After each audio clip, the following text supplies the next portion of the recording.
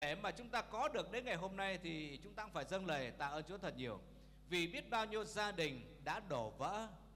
đổ vỡ hôn nhân hạnh phúc, nhưng mà chúng ta vẫn còn được đến ngày hôm nay, đó là bởi ơn thương xót của Chúa. Nhưng chúng ta cũng nhìn lại xem chúng ta là những người chồng, người vợ đã làm trọn bổn phận của mình với nhau hay chưa, với trong gia đình của chúng ta, với các con các cháu của chúng ta hay chưa. Thì đây cũng là cơ hội dịp tiện rất tốt để cho chúng ta vẫn còn cơ hội dịp tiện để chúng ta tiếp tục được nghe, được áp dụng cho hôn nhân hạnh phúc gia đình của chúng ta. Hôn nhân là món quà của Thiên Chúa ban tặng, không phải thế gian ban tặng. Nhưng mà món quà này nó thật là ý nghĩa về giá trị, nhưng đôi khi chúng ta nếu như xem thường nó, không quan tâm đến nó, thì món quà này cũng sẽ trở nên vô nghĩa với chúng ta. Và thậm chí nó thành những sự cay đắng, một cái điều gì đó mà chúng ta căm ghét nó. Nhưng mà khi chúng ta thấy được giá trị, chúng ta nâng niu, chúng ta gìn giữ, chúng ta bảo vệ, thì đó là món quà thật tuyệt vời và Thiên Chúa ban tặng. Cho nên xin Chúa cho chúng ta là những người ở trong Chúa, đã biết đến Chúa, thì thấy được giá trị hôn nhân là món quà Thiên Chúa ban tặng, để rồi chúng ta gìn giữ, bảo vệ, để chính chúng ta là những người sẽ được hưởng phước hay điều tốt lành, sự ngọt ngào từ món quà này, đó là hôn nhân hạnh phúc gia đình. Giờ này tôi sẽ chia sẻ với trại hôn nhân của chúng ta với một đề mục, đó là gia đình Cơ Đốc lành mạnh. Gia đình Cơ Đốc lành mạnh. Trong Ê-phê-sô đoạn 5 câu 21, anh chị em chúng ta có nghe được tiếng phổ thông ạ? Nghe đa số được không ạ? Vâng, tốt ạ. Vâng. Ê-phê-sô đoạn 5 câu 21 ạ. Gia đình Cơ Đốc lành mạnh. Ê-phê-sô đoạn 5 câu 21 có chép như thế này: hãy kính sợ Đấng Christ mà vâng phục nhau. Hãy kính sợ Đấng Christ mà vâng phục nhau. Như vậy điều đầu tiên là cả hai đều kính sợ Chúa. Ở tại hội thánh tôi quản nhiệm ở tại Kiến An, Hải Phòng á, thì trong hội thánh có nhiều cặp vợ chồng là người tin Chúa, vợ tin Chúa nhưng chồng không tin Chúa. Và rồi những gia đình đó lúc ban đầu, một vài tháng đầu ở với nhau thấy cũng tốt, được, tạm được. Nhưng mà rồi sau một vài tháng trở về sau thì bắt đầu là người chồng, người dưới miền xuôi gọi là sinh sự ạ, bắt đầu sinh sự ạ, là không cho vợ đi nhà thờ. Rồi khi đến có con không cho con đi nhà thờ. Rồi đến cái ngày giỗ, ngày cúng ấy, 30 mồng 1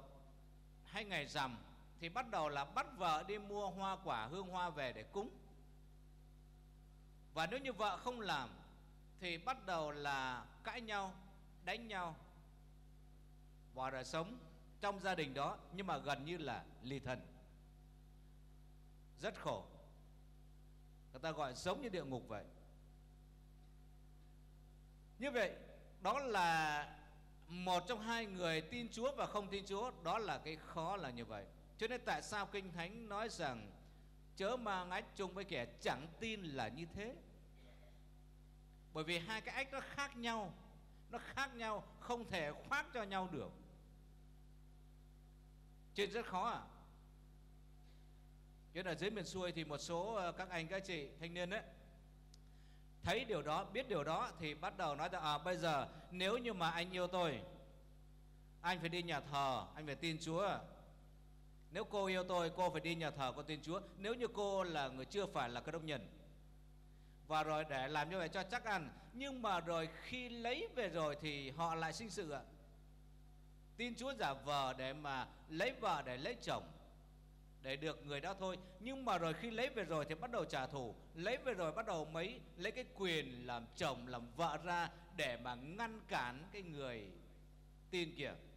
Mặc dù đó là một cái nửa của mình, nhưng mà sẵn sàng làm cho cái nửa đó nó đau đớn, nó chia lìa, nó khổ sở. Nhưng mà chúng ta là người đã tin Chúa, cả hai đó đều thật tốt. Thì như vậy cả hai đều kính sợ Chúa. Hãy kính sợ Đấng Christ mà vâng phục nhau. Vâng phục. Người Dao chúng ta thấy chồng với vợ vâng phục nhau có dễ hay khó ạ? Tại sao khó ạ? Vợ với chồng vâng phục nhau là điều dễ, làm sao mà khó? Vâng phục người ngoài mới khó chứ vợ chồng làm sao mà khó ạ? Hả? Không khó. Người Kinh là dễ lắm ạ. Người Dao có lẽ khó nhưng người Kinh là dễ ạ. Vợ chồng với nhau làm gì mà khó? Vâng phục ai đâu? Bây giờ cái vâng phục cái bà hàng xóm, ông hàng xóm này mới khó chứ ạ. Khó hay dễ ạ? Bây giờ đã thay đổi chưa ạ? Dễ không ạ? Ai nói dễ thì giơ tay ạ. Mỗi mình tôi nói là dễ ạ. Vâng, rất khó ạ, khó lắm ạ. Không ai muốn vâng phục ai đâu ạ. Bởi vì ai cũng muốn làm chủ, ai cũng muốn là mình đúng, ai cũng muốn là cái người kia là, mặc dù người đó có thể là vợ hay có thể là chồng, nhưng mà rồi để mà vâng phục nhau đó đều rất khó. Nhưng mà Chúa nói rằng hãy kính sợ Đấng Christ mà vâng phục nhau. Nếu như trong một gia đình chồng vợ không vâng phục nhau thì làm sao có thể nói với nhau được?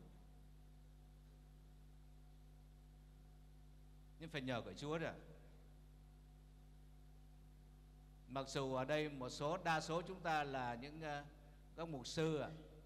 các thầy, các cô, chúng ta có thể đi dạy người khác được ấy, nhưng mà rồi để chúng ta áp dụng cho mình thì không biết là có dễ hay không ạ. Dạy thì dễ đấy, nhưng mà nói thì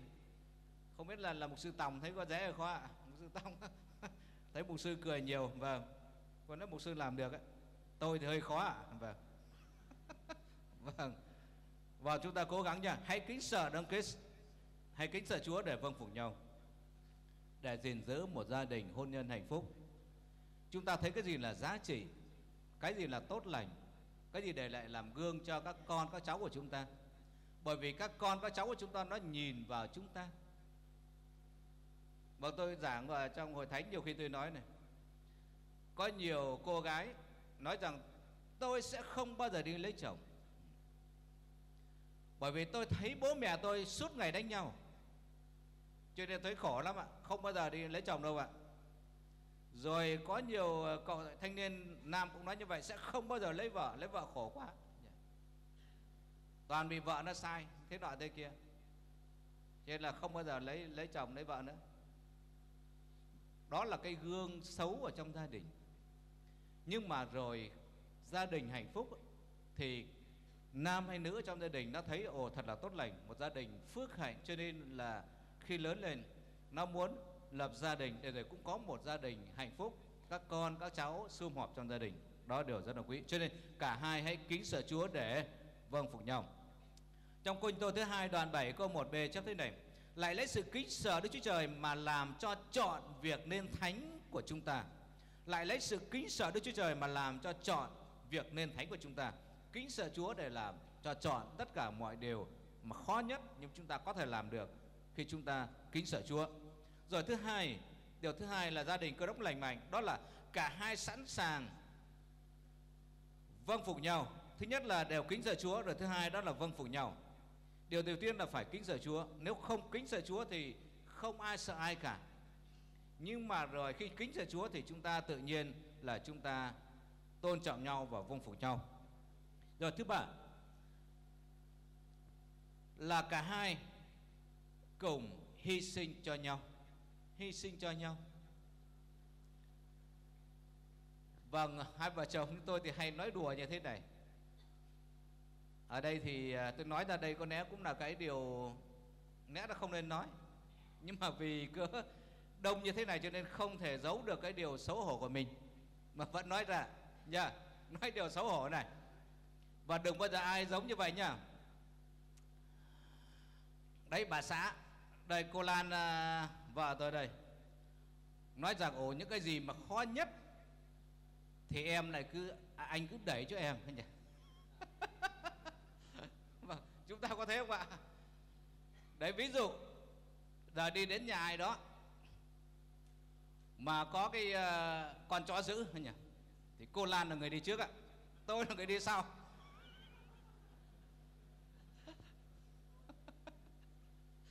Nếu mà chó nó cắn là cắn cô Lan thì không cắn tôi. Các thầy có thế không ạ?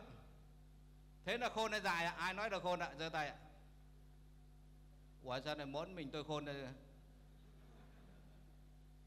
Như thế là khôn. Các thầy phải học tập như thế nhé, học tập tôi nhá. Tất cả những cái gì khó nhất, nguy hiểm nhất hãy để cho vợ chịu. Nhất trí không ạ? Có amen không ạ? Thế ai chịu? Chồng chịu hay ai chịu? Cứ để cho chó Hoàng cho Đại cắn để cho vợ chịu hết nhỉ. Vâng, đó là những cái lúc mà nói đùa như vậy thôi. Nhưng mà đôi khi thì chúng ta phải hy sinh cho nhau. Nhưng đấy cũng là vợ hy sinh cho chồng đấy nhá. Không sai đâu ạ, có đúng đó. Nếu mà vợ chồng sợ chó thì vợ phải đứng ra để mà chịu cho chồng. Còn nếu mà vợ mà sợ chó thì chồng đứng ra để chịu cắn để cho vợ không phải chịu nữa nhỉ. Đó là hy sinh nhỉ. Hy sinh phải đều như thế chứ không phải là cái gì cũng chồng hy sinh hết cho vợ đâu ạ. Thế là không công bằng. Cho nên hy sinh cho nhau. Vâng, hy sinh là gì? Là những gì mà mình thích nhất, mình sẵn sàng từ bỏ nó để cho người mà mình yêu. Đó là hy sinh. Cũng giống như là Chúa Giêsu đến thế gian này là vì cớ yêu chúng ta mà Ngài đã hy sinh, từ bỏ ngôi báu thiên đàng đến thế gian này để rồi làm người như chúng ta. Rồi cũng vì yêu mà Ngài lại mang tội thay cho chúng ta. Rồi cũng vì yêu mà Chúa Giêsu là chịu chết thay cho chúng ta trên thập tự giá. Đó là hy sinh. Hy sinh ngôi báu, hy sinh tính mạng, hy sinh sự vinh hiển của Ngài, sự cao quý của Ngài, để rồi vì cớ yêu chúng ta mà Ngài chấp nhận tất cả mọi sự. Thì như vậy chúng ta cũng phải hy sinh cho nhau. Nhiều khi chúng ta nghĩ rằng hy sinh một cái gì đó nó phải lớn lao, nhưng đôi khi có thể chỉ một chút thì giờ. Và cảm ơn Chúa để Chúa cho trại hôn nhân đợt này, các tôi tớ của Chúa và chủ trương của trại đưa ra, đó là chúng ta có những thời gian dành cho nhau. Không biết có bao giờ ở nhà các thầy các cô tự nhiên dắt nhau đi vào trong rừng hay chỗ nào đó mà ngồi nói chuyện với nhau không ạ? Có không ạ? Có bao giờ chưa ạ? Có không ạ? Hay nghĩ rằng ồ, suốt ngày gặp nhau rồi ở trong nhà như vậy cần gì để mà ngồi riêng tư với nhau làm gì nữa? Riêng tư chỉ lúc yêu đương thôi, tìm hiểu thôi, còn bây giờ già rồi còn có gì mà nói chuyện nhỉ? Nói là cãi nhau nhỉ? Thì thôi, không, thà rằng không nói nữa. Nhưng mà nhiều khi rất cần có những thời gian như vậy để chia sẻ, để giải bày, để tâm sự. Nhiều khi chúng ta dành hết thời gian đi làm, dành hết thời gian cho con, cho cháu, cho công việc, để rồi không có thời gian dành cho nhau. Đó là sự thiếu hụt. Đó là sự thiếu hụt. Hoặc đôi khi chúng ta nghĩ rằng ồ, văn hóa của chúng tôi không như vậy. Nhưng mà không có cái văn hóa nào mà cái văn hóa mà lại cấm người ta là ngồi với nhau cả, để chia sẻ, để với công việc hay tâm sự giải bày. Thì không có văn hóa nào là không có cả. Chỉ có điều là chúng ta không làm, chưa làm hay không muốn làm như vậy thôi. Cho nên chúng ta cần phải hy sinh nha. Hy sinh thời gian này, hy sinh những gì mà tốt nhất này, những gì mà mình muốn, mình thích nhất, nhưng mà sẵn sàng nếu như điều đó đem lại sự tốt lành, sự vui vẻ cho chồng hay cho vợ, thì chúng ta sẵn sàng chấp nhận điều đó để đem lại điều tốt lành nhất. Trong Philip đoạn 2 câu 1 đến câu 4 chép thế này: vậy nếu trong đó Christ có đều yên ủi nào, nếu vì lòng yêu thương có đều cứu giúp nào, nếu có sự thông công nơi thánh linh, nếu có lòng yêu mến và lòng thương xót, thì anh em hãy hiệp ý với nhau, đồng tình yêu thương, đồng tâm, đồng tư tưởng, và làm cho tôi vui mừng trọn vẹn. Chớ làm sự chi vì lòng tranh cạnh hoặc vì hư vinh, nhưng hãy khiêm nhường, coi người khác như tôn trọng hơn mình. Mỗi một người trong anh em chớ chăm về lợi riêng mình, nhưng phải chăm về lợi kẻ khác nữa. Chớ chăm về lợi riêng mình, chồng chỉ chăm cho mình thôi, hay vợ chỉ chăm cho mình thôi, chỉ no cho mình thôi, nào là ăn uống, nào là sắm sửa, rồi là mọi thứ, nhưng mà không nghĩ đến chồng, không nghĩ đến vợ, đó là chưa phải là hy sinh, đó chưa phải là sự chăm sóc cho nhau hay vì nhau. Cho nên chúng ta phải hy sinh cho nhau. Rồi thứ tư là cả hai dành thời gian cho nhau. Như tôi đã nói trong Sô-ma đoạn 15 câu 1 câu 2 chép thế này: vậy chúng ta là kẻ mạnh phải gánh vác sự yếu đuối cho những kẻ kém sức, chớ làm cho đẹp lòng mình. Mỗi người trong chúng ta nên làm đẹp lòng kẻ lân cận mình, đang làm điều ích và nên gương tốt, dành thời gian cho nhau. Rất quý ạ. Vâng, nói như thế, nhưng mà chính tôi với vợ tôi đây, có lẽ là nếu mà đếm trên đầu ngón tay không biết là được 1-2 lần hay mấy lần để ngồi tâm sự với nhau. Rất ít và rất hiếm. Có những lúc rất cần để mà ngồi để tâm sự, để chia sẻ, nói ra những cái tâm tư, những cái suy nghĩ của mình, nói đến công việc gia đình hay công việc hội thánh, hay là nói hai người với nhau về cái việc vợ chồng thôi, nhưng đôi khi cũng chưa làm được. Vâng, đó là thiếu đấy ạ. Cho nên chúng ta cố gắng có một cái công việc gì đó nên ngồi lại với nhau để chia sẻ, để tâm sự, để khích lệ nhau, an ủi nhau trong cuộc sống. Mỗi người tuy thế nhưng có những cái gánh nặng riêng, có những cái sự buồn bực riêng ở trong lòng, cần cái sự an ủi khích lệ của người chồng hay của người vợ, cần cái sự tâm sự, nhưng mà đôi khi chúng ta chưa làm được. Đó là sự thiếu hụt của chúng ta. Cho nên ước ao qua trại hôn nhân này thì các quý thầy cô, chúng ta trở về, chúng ta hãy làm điều đó. Thứ nhất là được cho mình trước, và thứ hai cũng làm gương ở trong hội thánh, và cũng khích lệ những cặp vợ chồng khác ở trong hội thánh cũng làm như vậy, để rồi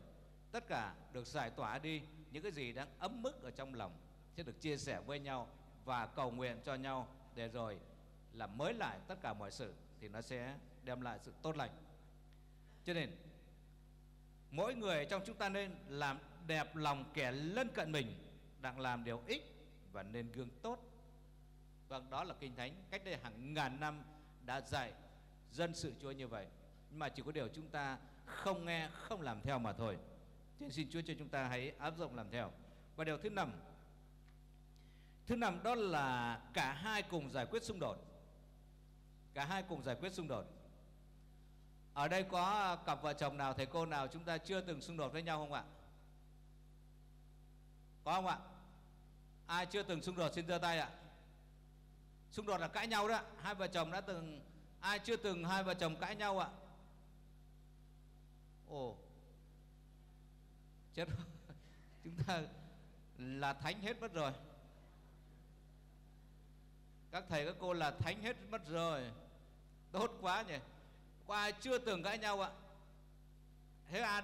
đã từng cãi nhau, xung đột ạ? Hai vợ chồng cãi nhau, bây giờ bắt đầu bây giờ tay hơi nhiều rồi đấy. Ai cãi nhau ạ? Đã từng cãi nhau với vợ, với chồng ạ? Vẫn ít ạ. Ồ, thấy thì không biết là những người không giơ tay có vẻ sống giả tạo không ạ? Sợ là chúng ta đang sống giả tạo đấy nhá. Hai vợ chồng mà không cãi nhau, không xung đột thì có lẽ là không phải là vợ chồng. Nói như thế không biết có quá đáng không? Vâng, trong lớp học sinh viên mà tôi đang dạy ở trường Kinh Thánh thì hỏi những người đã có gia đình,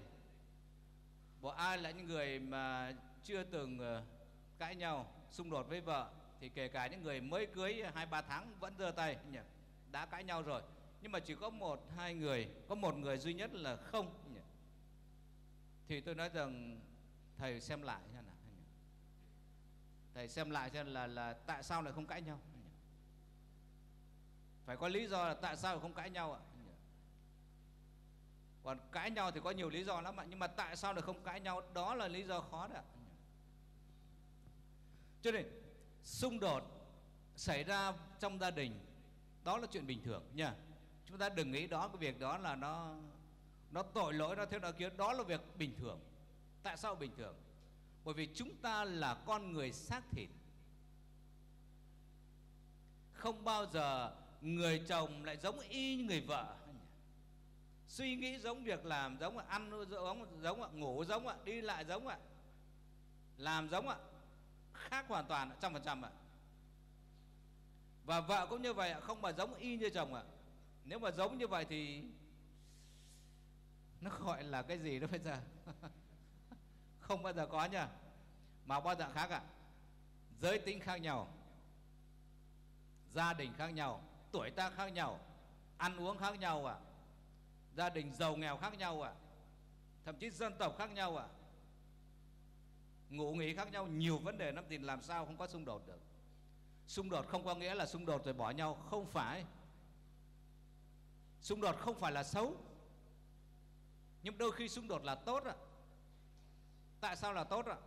Tốt bởi vì hiểu nhau, yêu thương nhau, chấp nhận nhau, giúp đỡ nhau trong cuộc sống. Còn xấu là khi chúng ta không làm chủ được nó, để cho nó làm chủ mình, và rồi dẫn đến chia rẽ hôn nhân hạnh phúc. Nhưng mà chúng ta ở trong Chúa, cho nên chúng ta cần phải cùng nhau giải quyết xung đột nha. Cho nên không ai nói rằng tôi đúng còn người kia sai, anh đúng còn em sai. Không cãi nhau trong lúc ai đúng ai sai, nhưng mà cùng nhau để giải quyết xung đột. Và tôi xin đọc một câu Kinh Thánh như thế này: như vậy mỗi người trong anh em phải chừa sự nói dối hay nói thật với kẻ lân cận mình, vì chúng ta làm chi thể cho nhau. Ví bằng anh em đương cơn giận thì chớ phạm tội, chớ căm giận cho đến khi mặt trời lặn, và đừng cho ma quỷ nhân dịp. Kẻ vốn hay trộm cắp chớ trộm cắp nữa, nhưng thà chịu khó chính tay mình làm nghề lương thiện, đặng có vật chi giúp cho kẻ thiếu thốn thì hơn. Chớ có một lời dữ nào ra từ miệng anh em, nhưng khi đáng nói hãy nói một vài lời lành, giúp ơn cho và có ích cho kẻ nghe đến. Anh em chớ làm buồn cho Đức Thánh Linh Đức Chúa Trời, vì Ngài mà anh em đã ấn chứng đến ngày cứu chuộc phải bỏ khỏi anh em những sự cay đắng buồn giận, tức mình kêu rêu mắng nhiếc, cùng mọi điều hung ác. Hãy ở với nhau cách nhân từ, đầy dễ lòng thương xót, tha thứ nhau như Đức Chúa Trời đã tha thứ anh em trong đấng Christ vậy. Khi cơn giận thì thưa các quý thầy cô, chúng ta sẵn sàng buông ra những điều gì cay đắng nhất, những điều gì làm cho cái người kia nó phải đau đớn, mặc dù đó là vợ, đó là chồng. Khi mà tức giận là như vậy. Nhưng mà tại đây Kinh Thánh thì nói ngược lại: hãy nói những lời lành, nói lời gây dựng. Và đôi khi trong cơn giận chúng ta không làm chủ được mình, thì sẵn sàng. Ở trong hội thánh tôi cũng có nhỉ, khi tức giận thì chồng hoặc vợ sẵn sàng viết đơn để mà ly dị. Và khi tức giận thì người chồng hoặc vợ đó sẵn sàng ký ngay, thiết gì nữa đâu mà ở với cái ông đó, cái bà đó, ở càng khổ thêm tôi ký luôn nhỉ.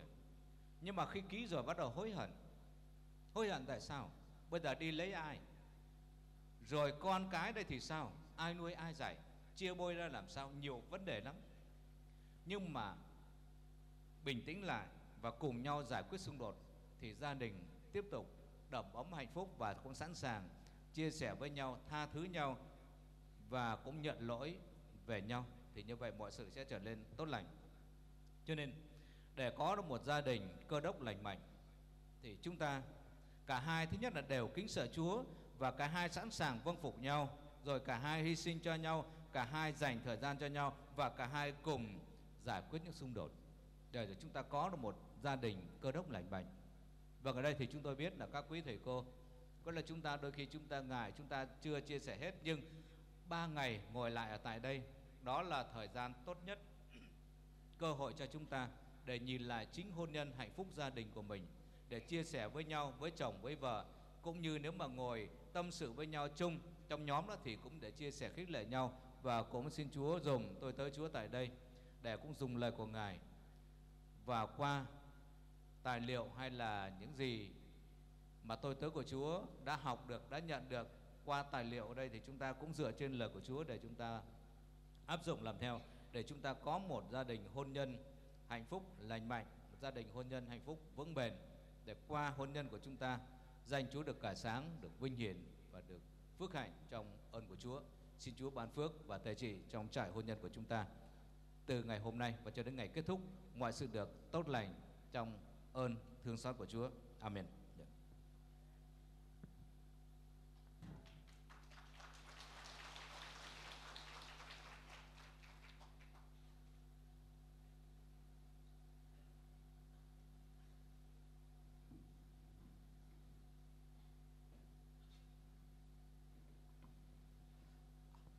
บัวแรงจริงเจ้าที่น้องกำเอิญมุกซื้อสาร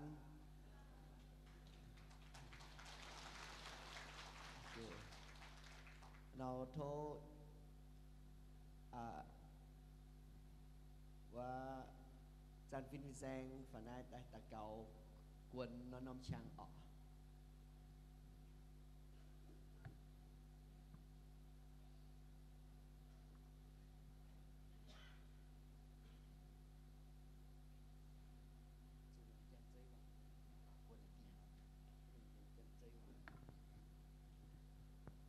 thông bây giờ chúng vừa chuẩn chân sâu cái xin vừa tàu cao chạy gì vừa chẳng kiếm gì lùng chẳng tìa chiếu thiên hùng mày tung chạy lùng chạy đau chạy khói chạy mạn muộn như chiếu yếm mạn muộn cờ nhựa chiếu thiên hùng chạy vừa ba miền tài trái kia dịch xuống tung yếm lùng yếm đau tung chiếu chạy tài nhẹ mạn muộn chiếu à gì vừa lãnh trình hay chiếu thiên hùng chiếuกันlệnh chế tổng bùi bùa hoang tỏi bùi bùa tu mài khu chẳng hổ đi bùi bùa tu ta thà nái ta cấp tỏi bùi bùa chuẩn chiến kia con y bùa bùa chẳng phụ sủ chiếu y đôi bùi tu kia con hãy tổng chiếu như bầu chuẩn tổ giao thảo tổng yếm y bùa béo giống như kỳ tủ miền bùi bùa hang hà nó cháy liệp yếm y bùi hoang tỏi bùi buồn ha hài nò mày còn đố bùi buồn hoang tỏi bùi buồn hà nò hà mày trình dình bùi buồn kỳ tủ miền bùi buồn ha hài nò hài hoang tỏi hài dấu tu học chiếu tin hùng chiếu à y buồn lãnh trình hệ chiếu nhẹ ên y buồn kia con y buồn chuẩn dân nò bùa chẳng chiếu trình chiếu tu mường chiếu như vả kia tại thảo nái y buồn như chẳng hồ dình dỉa y buồn quân lời bài y buồn lãnh trình hệ chiếu tin hùng tàu chỉa tàu cào tinh chi suy như bùa amen soi chia tu ọ nó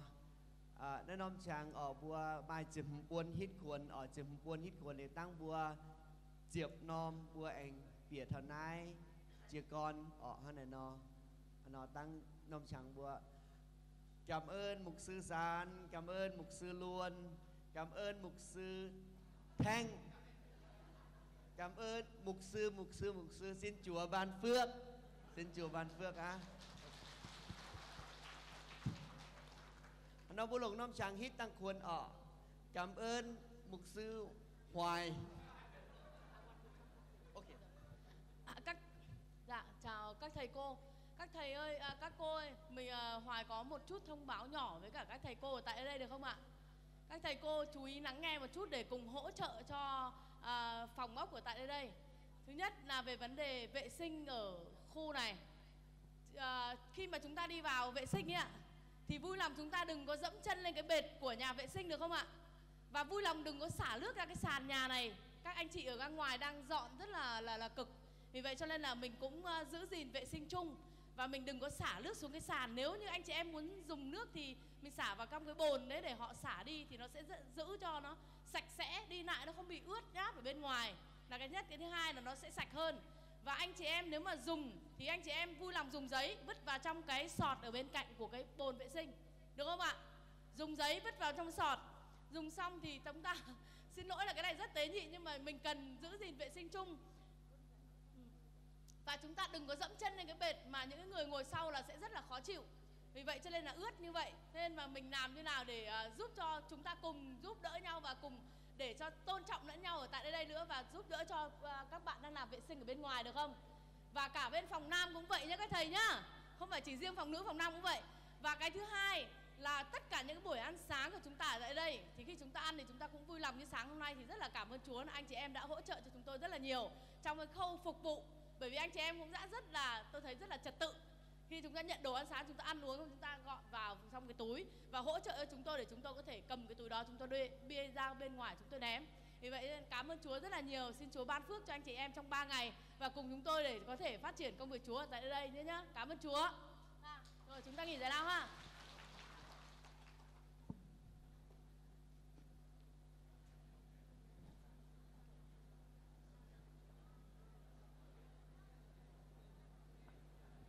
บัวมันน้อมจะโหฮิตควรโอกเจียมปวนเจียมปวนตั้งเจียบน้อมบัวเองมาหมั่นเปลี่ยนหน้าแต่กับซุน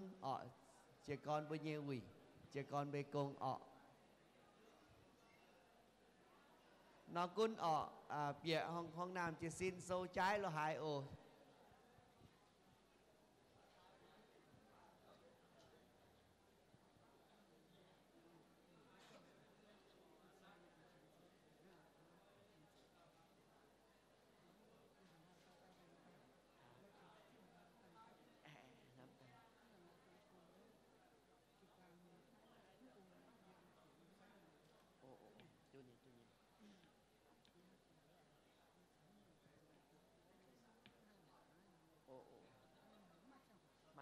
mà nhìn tăng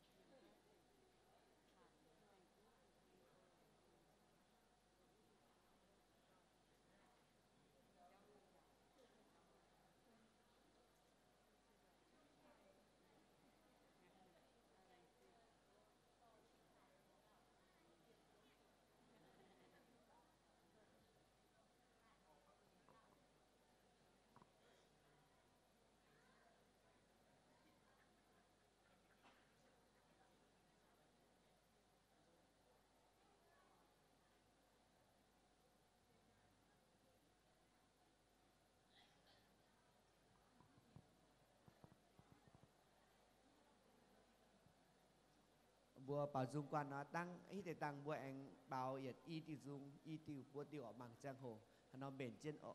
trên tăng yết thiểu nó bùa yết dung phẳng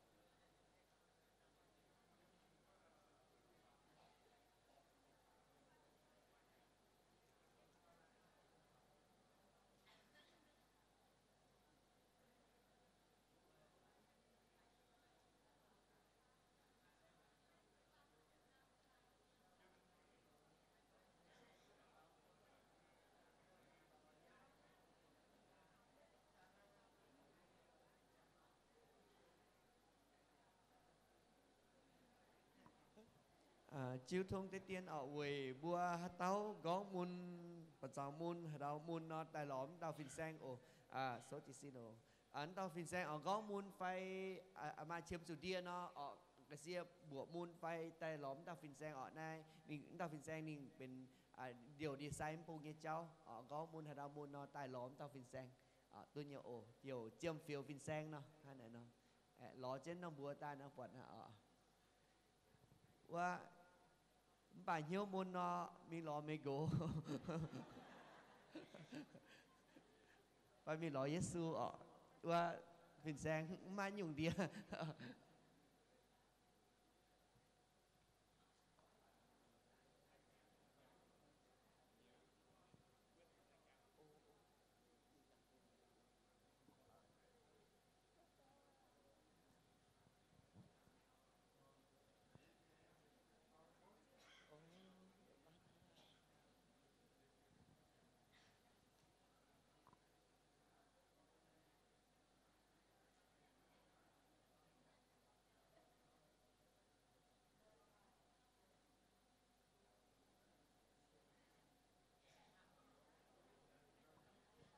năm đây tăng năm sẽ hồ nóng cái mà hồ lò hít tì tăng thiền tiền hít lô an nữa ít năm ta bây giờ buổi năm chỉ còn nó chúa hít tì tăng tùng tài đau chúa trên nó xem bên nhung chúa trên tề nắm bên nhung liệu tùng bùa cái tu chấm chúa hít tì tăng hít tì tăng tùng bùa tiền hồ cáp xuân hồ liệu dàn lục an như chẳng hồ qua bùa mai sáng bùa mà mặn tai lọ hát này nó đồng tài tiền nó sẽ bún trên liệu cái tài tiền nó sẽ chưa trên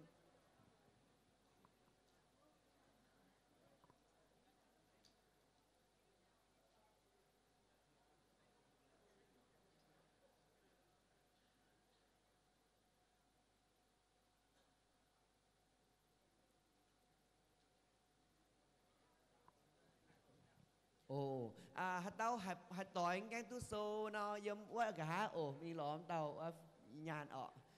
yếm cả sô kín sô im hoang choàng dịch quân im hoang choàng dịch quân hạt tàu hạt tỏi cái tu sô nó mình chọn dùng sô lưu anh sau mai tây dung tu yếm nái sô hít tây tăng tham tài yang giang tăng bùa dụ lưu lệ mìnhว่าmình photo tê tại bún miền mùa yếm hít tem hoàng lồng bà dung hay là nó mai y chỉ tiêu dung bây y chỉ tiêu bia chút tiêu dung sang như dung mai yếm nay nó tăng lò sáng mình photo tê tại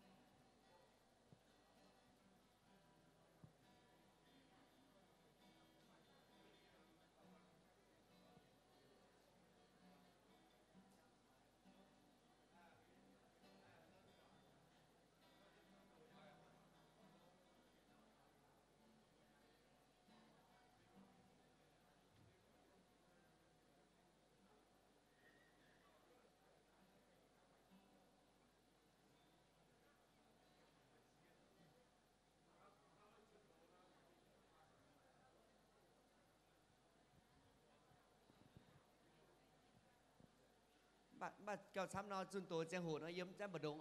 kéo xăm giang hồ nó bà to lên bà nó tại yếm tới cái hên bà dung giang hồ chun tổ giang hồ nó yếm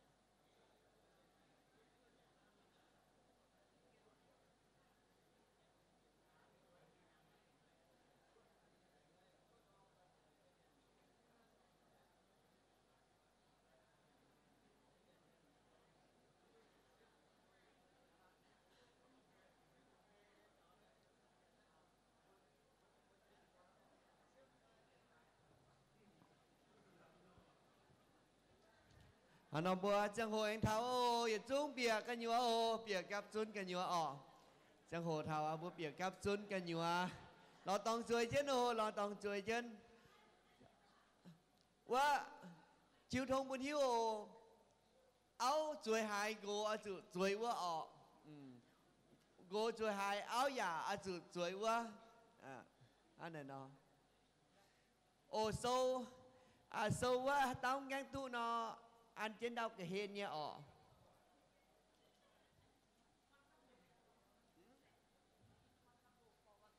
โอเคเหยียดต่อยเหยียดป้วนทั้งโอ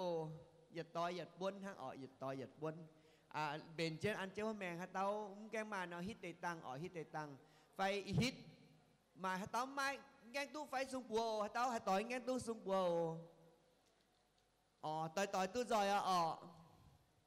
hả nó buôn xin tỏi tu rồi ạ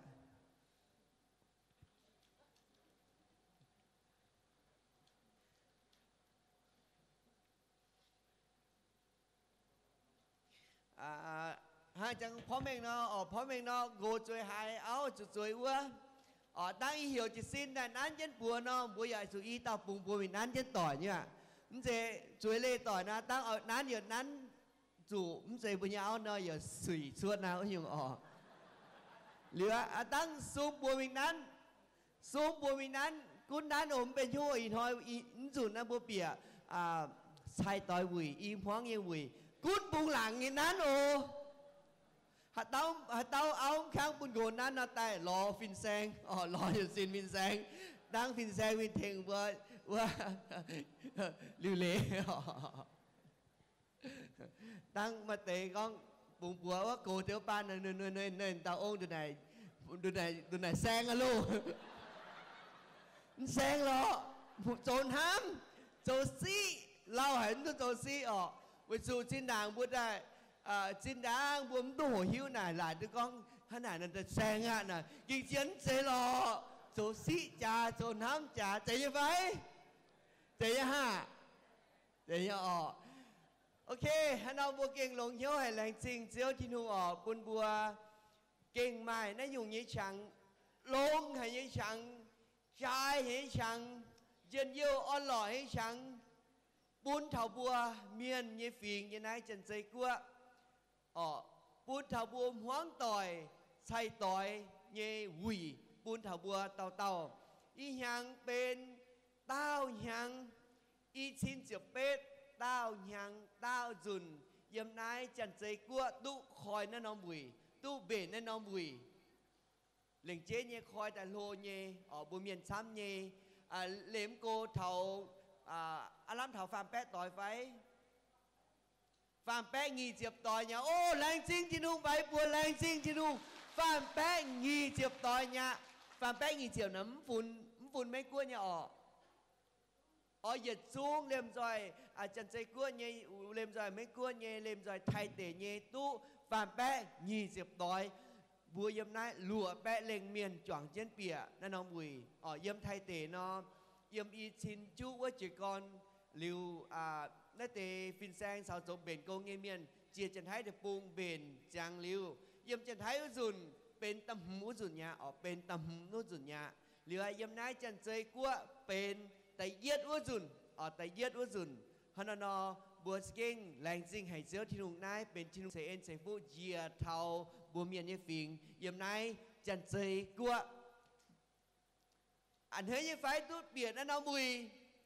anh thấy như phải anh thấy như anh thấy được hại sắm anh thấy hại phải anh thấy hỏi anh thấy hại hả đấy hôm nay bảo anh thấy hại nó bảo anh thấy như phải anh thấy hại rồi tăng choáng chủ áo nhưng con chầm một luôn nha anh thấy làng chính hay xíu thiên ngọc con bùa kinh anh hơi hay y bùa kinh mai dân yêu kinh lọ hay nó lên trên nhé làng chính thiên hùng tí yết bùa làng chính thiên hùng nhé tại bùa làng chính yếm nét bùng Việt Nam nhé quốc tế qua tổng hiếu con nhé bền công miền chia tao phìn sang và anh lên trên nhé làng chính yếm nét nông trắng bùa mai tây giang hồ bùn bùa làng chính mấy quốc nhé quan ở bên công nghe miền liều lệ công nghe miền thô suốt đảng ở Việt Trungว่าเป็นกงเงียนจงกงเงียนยังไม่กลัวยังไทยเตะเนี่ยโทยังได้ชดน้าแต่ปุ่นบัวตู้หิวเตะปุ่นบัวตู้ปอดเตะยังกระเดียนนางแกงโทฟ้ากวายตายโทฟ้ากวายตายโทฟ้ากวายตายอย่าจุ้ง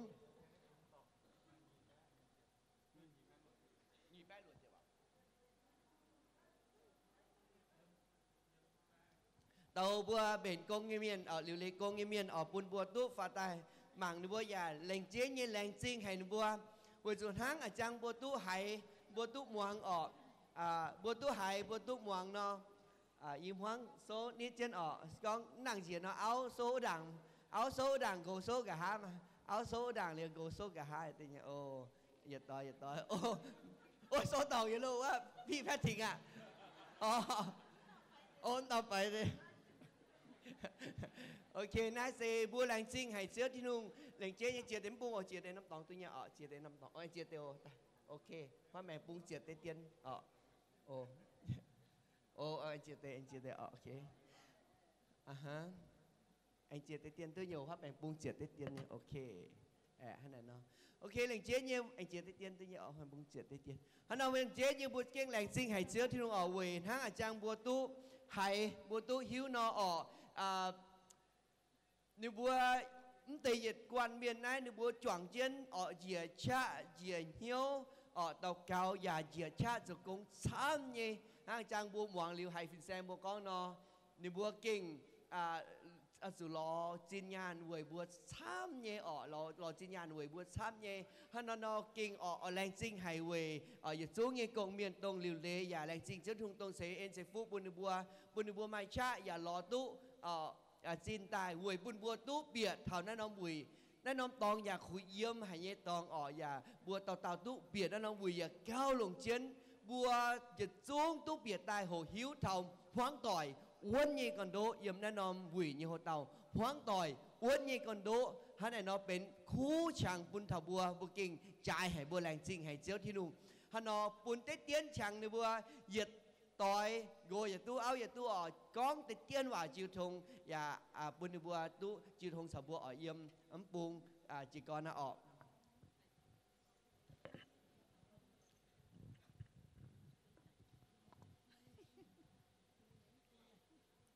giờ bữa yên hoang yếm thay tề tai yếm chinh máy yếm bùa hiểu san chinh nãy nhiên sẽ toàn yến chiều nó phối mình tết tiên nay lai chiêm tàu mấy xin xe nhẹ áo này nó anh hơi hai tu quăng anh hơi hai tu cho trên bộ biển nó mùi thì lên xin thì hồ bộ cái miền Nam này nãy em sẽ toàn cho phú chơi bộ sân hoàng bần và chơi bộ hiểu chìm xỉu lên xin xong lên xin miền mùa và tàu hiếu tu mà tề hiếu tu ye nhé tém hiếu và ye là lệ miền lệ chăn soi điềuนั้นem sẽ toàn hiểu phê hoàng điều hát chẳng có phải xe con nó con như bây giờ buôn và miền tài lắm mà mới lên xin bộ tài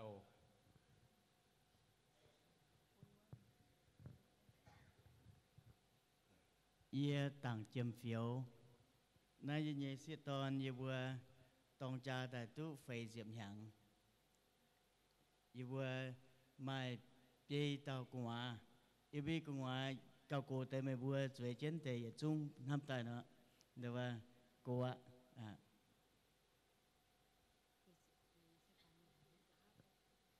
là khum chẳng vừa ye sẽ toàn ye vừa hệ tặng nhanh rồi miền mùa mà tề hiếu ye như phụ chuối bùa nhụt xỉn tao miền bùa tạ phin in hoi ye hay nhái hay miền mùa nó chụp pin cái yếm nhìn sẽ toàn quan phu như cả há gang ở đây là đua tôi bọt mua tỏi tiền ham mỏi nèจะใจกัวยี่หายกูจะหายกูยังไม่กูแต่ผมตายบ่ายฐานะหายดูว่าถ้าจะเงียบเปี้ยวเนาะยี่นอนให้หายเยอะนั่นเงียบเงียบเสียอีบัวตองจ้าตัวจิ๋มอย่างอ่ะอะไรจริงอ่ะให้ตัวจิ๋มมันบัวเมียต่อยอ๋อจะเก่งว่าได้เนี่ยอันนี้อีน้อยอีบัวใบๆเนี่ยจะเก่งเจียนนะตุ้ดเถานะ bùa cần lộn họ yêu miền nhé tòng tu buồn bùi xuống tật thảo y bùi nhé chỉ đại chín uống dần có hai trái có nắm bậy dần hai skin sàn rồi tu buồn bùi xuống chỉ đại chín cái ăn hết hả đây nhớ Amen bùa đây nhớ lãnh sinh thiên hùng tu buồn xuống miền mùa y bùa sẽ yếm sẽ yếm mấy cua tài nàyแต่ว่าจันทร์ฟินแสงเสียบัวจวงน้ำจีปังยี่บัวฝนช่วยบัวเหวก้าออนต้มเย็นบัวเหวเจียวเจียมหินน่ะอันนั้นยี่ละแสงบุ้งเจียวเจียวควรนะ chiều khuôn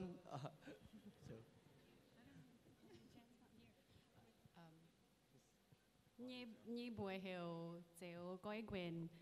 như gỗ ý đom yếm qua hotel tàu chân kẹp béo tàu chân như quả xía hít tệ phải như hít tệ luôn ăn xin tài tài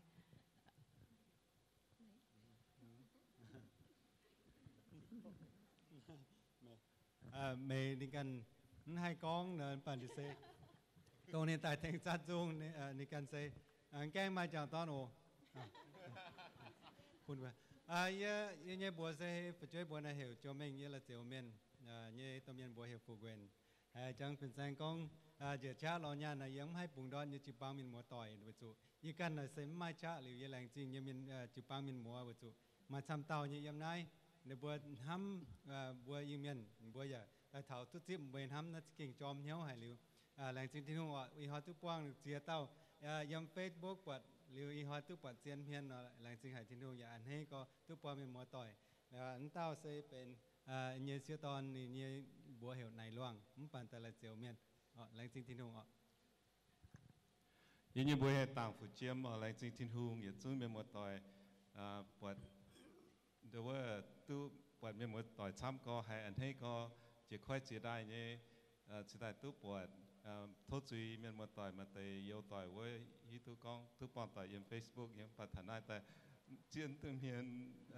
tu lọ tỏi nó thốt duy ồ nếu mà nay nhìn sẽ toàn lấy phố bên như mà tiền lại như là sáng bún ở chất sẽ tại mà từ là sáng bún rồi nó cả hai này thiên hùng bún tai lấy chính thiên hùng nếu mà lấy chính hỏi nhiễm bùa hiểu nếu mà lấy này xỉu nếu mà nhiễm sẽ toàn nếu mà lối tàng miền tàng coi pu cả san nó miền hiếu ye nếu mà nhiễm như chơi bùa phải nhiễm tầm miền bùa hiểu nếu mà quần chiên làng chính phiền hang nghe nếu mà tại hang tàu con này bùa yếm cô như tại em bà em con đầm trao tài khâu tệ phải là em bà bật thằng nào bật miền mùa miền giang miền mùa như ta kinh ảnh hết hả đâu em hai những con xăm là tại việt trung nó con được hả hắn nói chỉ cái này chính hay chưa thưa chiếm tu con bùa như tôm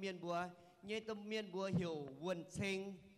chênh nó bùa giang lông ở quần chênh tu hiểu tỏ hiểu quần chê nắm tua quần bài hiểu tóm bấm tăng nhớ lò tai thằng ấy chân dây quân là ta cũng lò chứ ăn chỉ chó hiểu quân xe tụ quân xe mà là xe thì tiền như là nó bố bài bùa làng sinh chín hùng ở làng sinh người này thì có hiểu tỏ chỉ xuống vinh sang nhật quan miền anh lệnh chém chỉ dân ai hát tông yếm mấy cua như tông mai buồn như phải yếm hắn nó tông mai buồn quỳ nó quỳ thốt thêm xây en xây phú nếu bùa giật xuống nó bùa làng sinh hay làng sinh hay giật xuống thốt thêm xây en xây phú giật xuống hắn nói nón trắng bùa bún trắng yun hang vinh sang phà tài chiêu thôn khó mình tê con tê tiền và ship tê mà cả yếm hạt buông mai tê hạt buông miền mùa có nhiều tờ gì tài hạt buông chỉ bang tài liều em cả em mai tê những con po khó mình hắn nói bún trắng yun hang vinh sang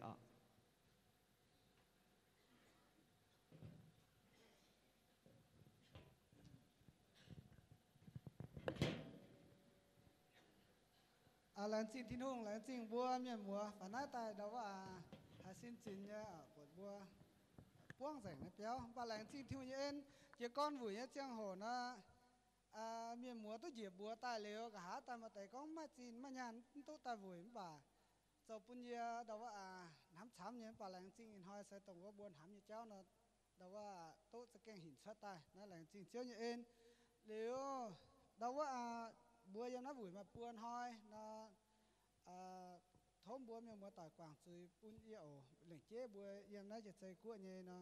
tông bùa tai biệt xuất như cháu bùa ỏi tông bùa tu với này bùa giống thảo nó thốn bố khoảng dưới bốn tiếng nhiều nếu đâu nếu bố ta thằng vùi nó miền sắm tài nó thố bố miền múa tài bố my phone nhá điện thoại với nó bố yếm nãy cũng nhớ vùi với chiang hồ thố bố quân chật chơi và không im lặng với mình đấy nếu tháo vùi dàn nó bố coi tại bụng tự nhiên bà yếm nãy vùi nó đâu có bố quân chân bố nhau chủ cần tạo ở muỗng chiếu như vậy nếu ta nhẹ ta bố mìnhว่าสปุ้งว่าออกมาสปุ้งทิ้งมาแต่เมียนหิวตัวตองมิงnó chẳng to nó chân nó cái nhẹ bang trả chiaปุ้ง xiết to nó đâu có ngao gì nên màyว่าฟองนุbố nhẹ liệu đâu có bố bị vụ mình bố nó chẳng hoài con bố nhà nó bố thành sim đâu có ảnh tụng cho vốn thong cái nhẹ phai phòng bốว่าปูนว่าmình ngãมาแต่บัวอย่าหลิวอย่าม้วงนะแต่เป็นบัวเต้าส่วนนะท้องบัวดาวว่าแทงเจียนหลิวดาวว่าปุ่นนินบัวยำน้ายซุงเนี่ยนำบัวเปียหลิวบัวเปียมิ่งเจ้ากงให้หยงจางหลิวบัวเชิดนำบัวจางเจียนปุงเวื่อมแทงบัวสาวมาเตะนำบัวปุงเวื่อมน่ะนินบัวจุกปุงกระเยี่ยมนักกระเห็นก็มาเตะเซมบัวจานะก็ง่ายเดียมาเตะอย่าหลิวปวดนะที่ต้องนู้หายเวื่อมแทงบัวต่อปวดไม่ยวงลายหิวตู้นู้หายanh nó thổ bùa miệng mùa tỏi tổng vất tốt tại chia nhé vất tệ bùa tụng giờ nhé có nhé yếm ở bùa hát tao nó hắn là bố mà chênh hô như hiểu bùa hiểu như bốn kháng bùa miệng thổ bùa xía hiểu tại bùa xía sẽ có chẳng ton hiểu tại mọi bùa can ta bùa với áo bìa liều xuất ta hắn là nó bùa tổng vất hiểu tại mình bùa này với gỗ lên với gỗ anh can bùa này với áo tôi như phải nhớ hẻm nhớ nắm chạy nhớ nào sẽ có búa mình liều búa xuất ta căn tàu biển nán búa trong là còn nhớ búa biển mình giang nhé sung nhé xuất ta là miền biển trụ nán búa trong biển trụ nán búa trong sân búa cầm nhớ chàng chiến đâuว่าhắn này nó là chính chỉ búa giờ nói chật chạy cua nhé nói tắm chạy bát buông hay liềm nằm buông chạy chiến nó búa tốt ta biển vùi nhé miền nó mà đâuว่าđua năm sángแต่เยอะเกาบางแสงสามเจียโถบัวดาวว่าเสาสินปูนเยี่ยมดาวว่าจุ้งเมียมัวต่อยฉาเจียนอาจารย์ดาวว่านักแต่กงเมียนทุกบัวตั้งบัวออกบัวฉามแต่วันทุกบัวต่อยนับบัวเกาบางแสงไม่เหยียดแปะฟ้าเจียบหลวดต่อยเมียนใต้เปียบุยบัวใบบัวชิ้นบัวตะโถบัวดาวว่าดาวว่าเฉยเจียลิวจิมิงthảo bắc cản sáng thố tao thấy bắc cản sáng như chụp băng mình mua tỏi tao bịa buổi nó thố xấu chụp xin đi bua ship tăng mà bua mà chụp chết tỏi làm chuyện chán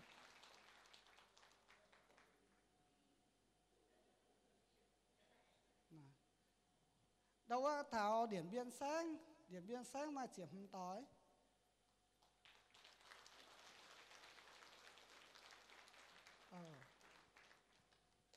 sẽ có hạt đầu vấn tại đùa năm sáng là năm sáng tàu vất nó bữa sản chia con tay chứ nó buổi hiếu vậy chỗ mà tại nó sẽ đâu à ta có thảo mà sau chơi cháu chỉ nhung nếu thảo đắc nông sáng ở Việt Nam buông ở nó bắt tay cô khẩu nhẹ ta thảo tòng tàu bữa nó bữa nàng lồng chiếu thố quảng suy bui bua hắn là thố bua soi chỉ xin đi bua xếp tăng mai nghi diệp chết tối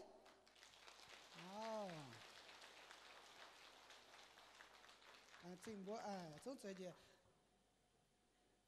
lai châu sáng mai nghi diệp chúa tối thố bua lai châu nhé sáng nhé chụp băng một tỏi soi xin đi bua trình bua anh Chí Minh xa chỗ nào mà Gia Lai sáng nhé thố Gia Lai sáng nhé sâu chỉ xin Gia Lai sáng mà chỉ biết tỏi ok rồi xin thố Lào Cai sáng nhé mà chỉ tỏi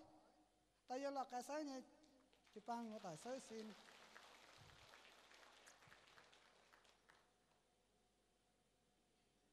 Đắk Lắk sáng nhé chụp băng miếng một tỏi mà xỉa tỏi thốn bụi xuống sâu xì nổi bùa chim bùa anh chị mình mà Hà Giang sáng như em hảo mà bùa tỏi hả ồ Hà Giang sáng như bùa tỏi lên chim liều đua năm sáng miền mùa phở ra lại con mẹ em muốn năm sáng những cái con ồ thố miền tây ở phía đằng bố con chăn tây miền tây sáu chỉ xin mai chỉ tỏi bữa chim mà bữa ổi bốn cái hít con miền tây là mai chỉ tỏi bịa thố mà bữa sáu chỉ xin hát tao về miền tây sáu chỉ xin thì bữa chim tăng bữa ồ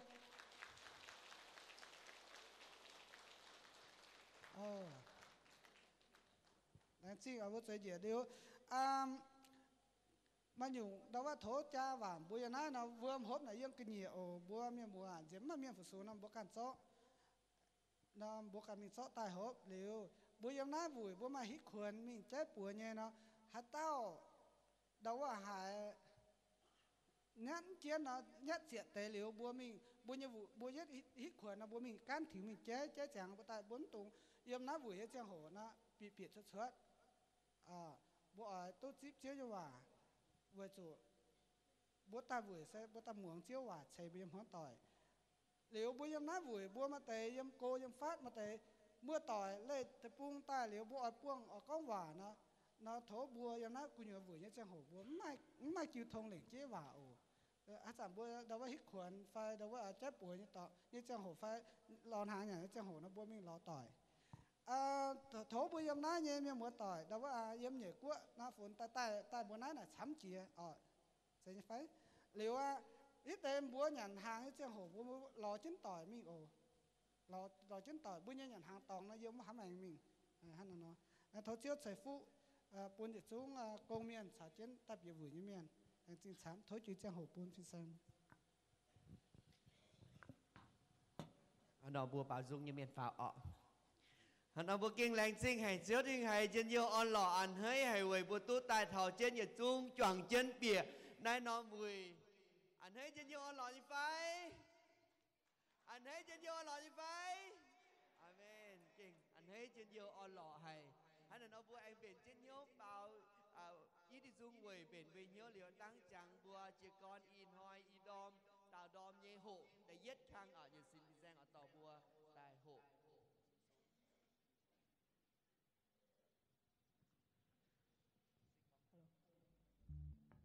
xích con thám họ Hãy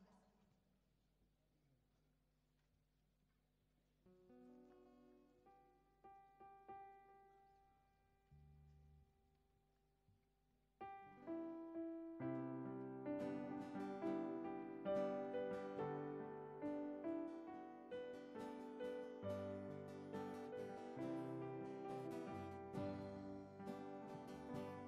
Ghiền Mì Gõ để không bỏ lỡ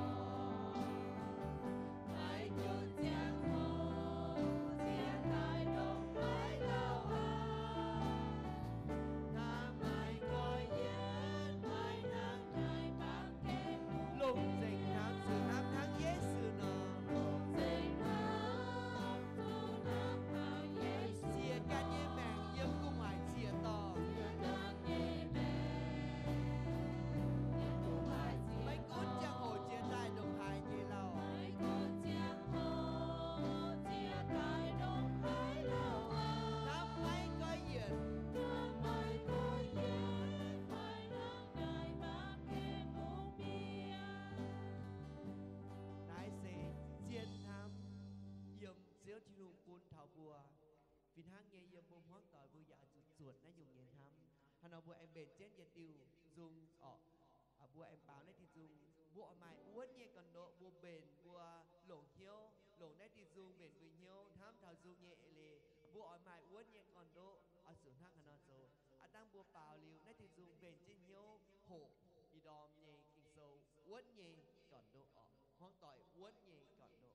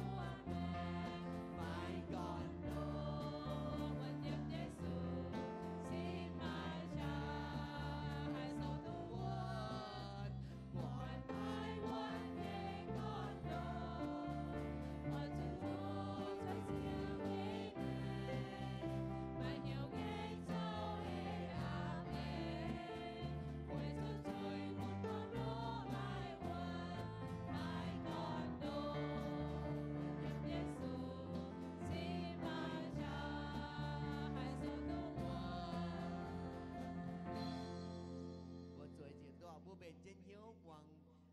in sâu như vào bùa như hoang tỏi ở mày uốn nhẹ cần đỗ như phái xong ở mày bùa lộn hiếu quăng in sâu như vậy chào bùa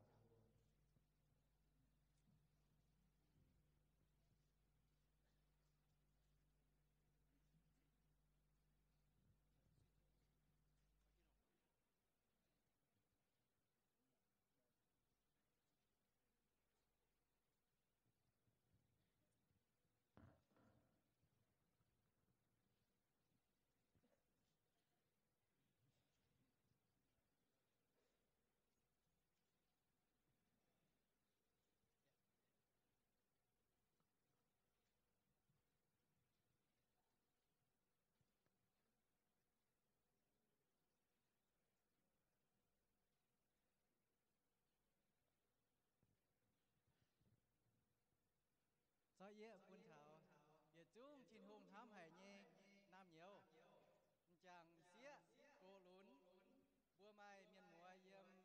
đồng hái trổ ya đua nóm sáng tai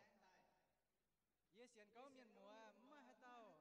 chợ bầu lắc quay tòng tháo nóm quỷ mày bua bền trên hiếu tai mai tế bền hiếu lao nhẹ tháo cha hồ phát tế mà cháu xuất tài làn chiến thong chiến tài mến thảo mai tế tài thảo đầm cháu quang chủ là nhau như gì quang chủ sẽ nhau như gì bùi hiếu tu con hát chẳng bùi kỳ tù miền gặp chun dấu khu gì bùi nhẹ win wang nhìn mùi chia nhìn tài làn thong cháu mai tế thảo nái quỳ tai hiếu oi chào bùa yếm nái quỳ bà xin chàng ở chủ yếm địa sai béo mai tế tai thảo nái mai chén bèn nhau chén bùa mai tế thảo nái tai u béo hoang tỏi tu lấy bùa chuẩn mít thảo chiếu yếm trên tòng tai nó mùi sẽ hung hề phun thảo chia lan miền và lẽ chiên hay chiên hung náiจะเก่งเป็นเจียวเยเอ็นเจก้อนเป็นวีตายยี่จังโหอย่าไม่เจียยงต้องโจปุนยีบัวมาให้ตายมตุเย็ดยงขตั้งมตุเดาว่าเยเย็นเว่นอมตู้เดาว่าเลยเว่คอยน้าวีว่าทิ้นหุ่งกันต่อทิ้นหุ่งกันคอยเจ้ากุ้นบัวปวงจูดงหายเสดงหายเฮงบัวnhị chiếu thiên hùng nhân chi bằng chén nhẹ nên nhẹ bùa và khoáng chén bùa nhẹ sẽ nhớ như gì hay tài nhẹ sẽ nhớ như gì tài sẽ mai chẳng sẽ cả bùa như xiên phim đồng hải uốn sẽ có quang chủ sẽ nhớ như gì nhẹ miên xiên phimจะเก่งไม่ให้โลบัวอย่าเจปวงจูช้ำบัวอย่าเจตู้เจียวบัวnhưเสียนฟิล์มไหลช้ำฮัจงจู